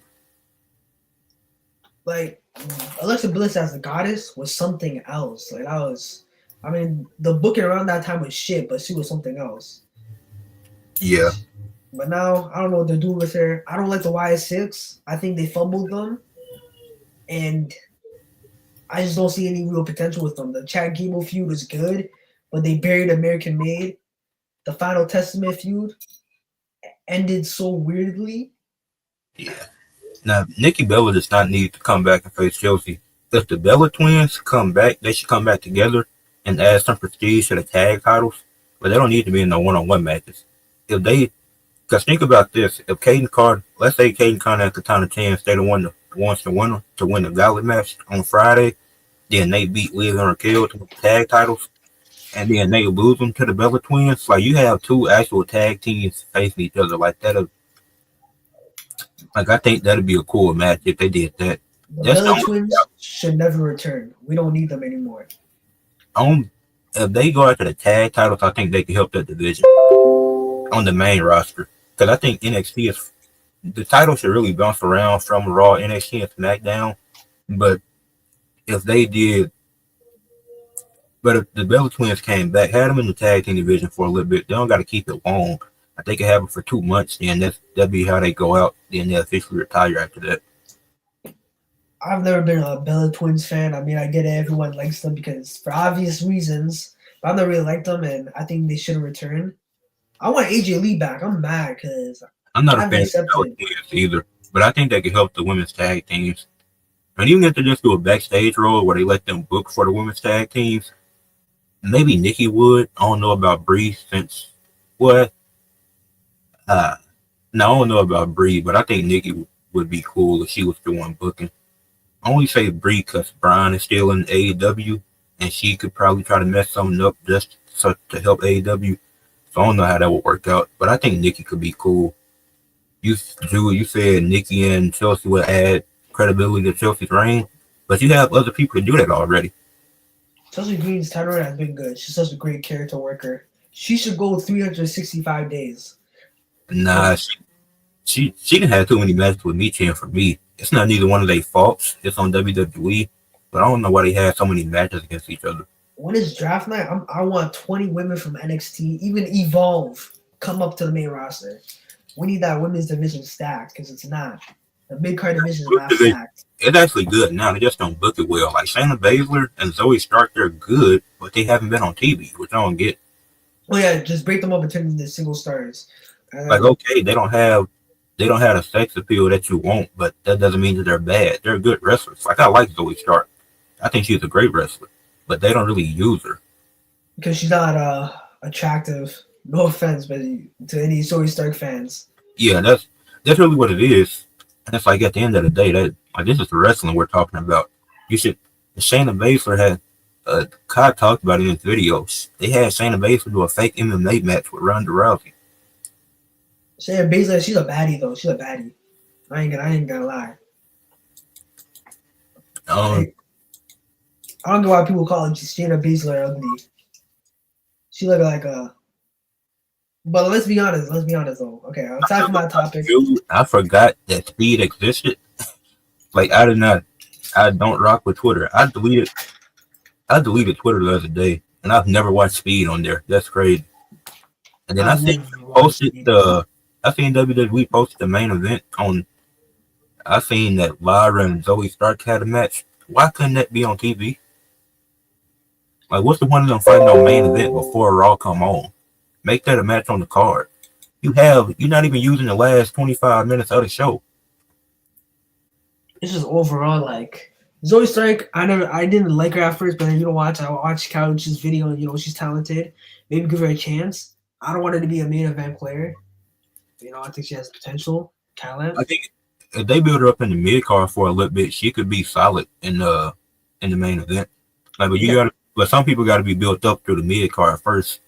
That's why I think they can do that with Zoe Stark. They need to get Tiffany Stratton out of the main event scene, and I'm a big Tiffany Stratton fan. Yeah, get her out of it. If the mid card title was around at that time, because it came after she won, she would have been the perfect choice to be the first mid card champion. Because she don't have the promo skill yet. Because she can wrestle, but she still she got to get that promo skill. That's what her problem is. She need to get that promo skill. I need to see some classic matches out of her, and she needs to put on a classic against Charlotte Flair. Because if not, she's going straight to the mid card. Her match with Her match with Becky, I know that was in NXT, but that was a really good match. That was an extremely good match. Her match against Bailey was a good match. She even brought Nia to one of her best matches outside of like Naomi and Nia. Nia Jackson really improved a lot. Oh, Tiffany Stratton and Naomi, they got good chemistry too. They had some solid matches last year. Naomi should win the Money in the Bank and then cash in on Bianca, so we can get that story going. Yeah, that'd be good. I think. 'Cause I can't see anyone else would win the women's Money in the Bank. I don't think they're giving it to NXT talent again. No, they What not. happens? Because I don't know what they're doing with Roxanne Perez at this point. But I think, yeah, give it to Naomi because nobody else really credible. Unless, I mean, they could give it to Jade, but I think off her presence alone, she can just challenge for the title. She doesn't need it. She doesn't need it. I think off presence alone, she could just be like, I want a title shot, then she get it. It's believable for her to beat Charlotte at SummerSlam. Yeah, it is. Anyways, it's 7:30, so I gotta go. But this was a great mic. So, Open mic. I'm gonna end it too. One side after this. You I hope you think? enjoy Dynasty. Appreciate it. You think that Michin and Liv Morgan will have good chemistry? Maybe. I think Michin is solid, and Liv Morgan is definitely improved. It could be a solid match. It wouldn't be like the best of all time, but it'd be solid. But I'm gonna head out. I appreciate everybody for coming through. Make sure y'all subscribe to the channel, and make sure y'all stay tuned. I got a video coming tonight. Gonna do a recap of the women's college basketball game. Finna check out Dynasty in about 29 minutes. So hope y'all have a good night and peace out.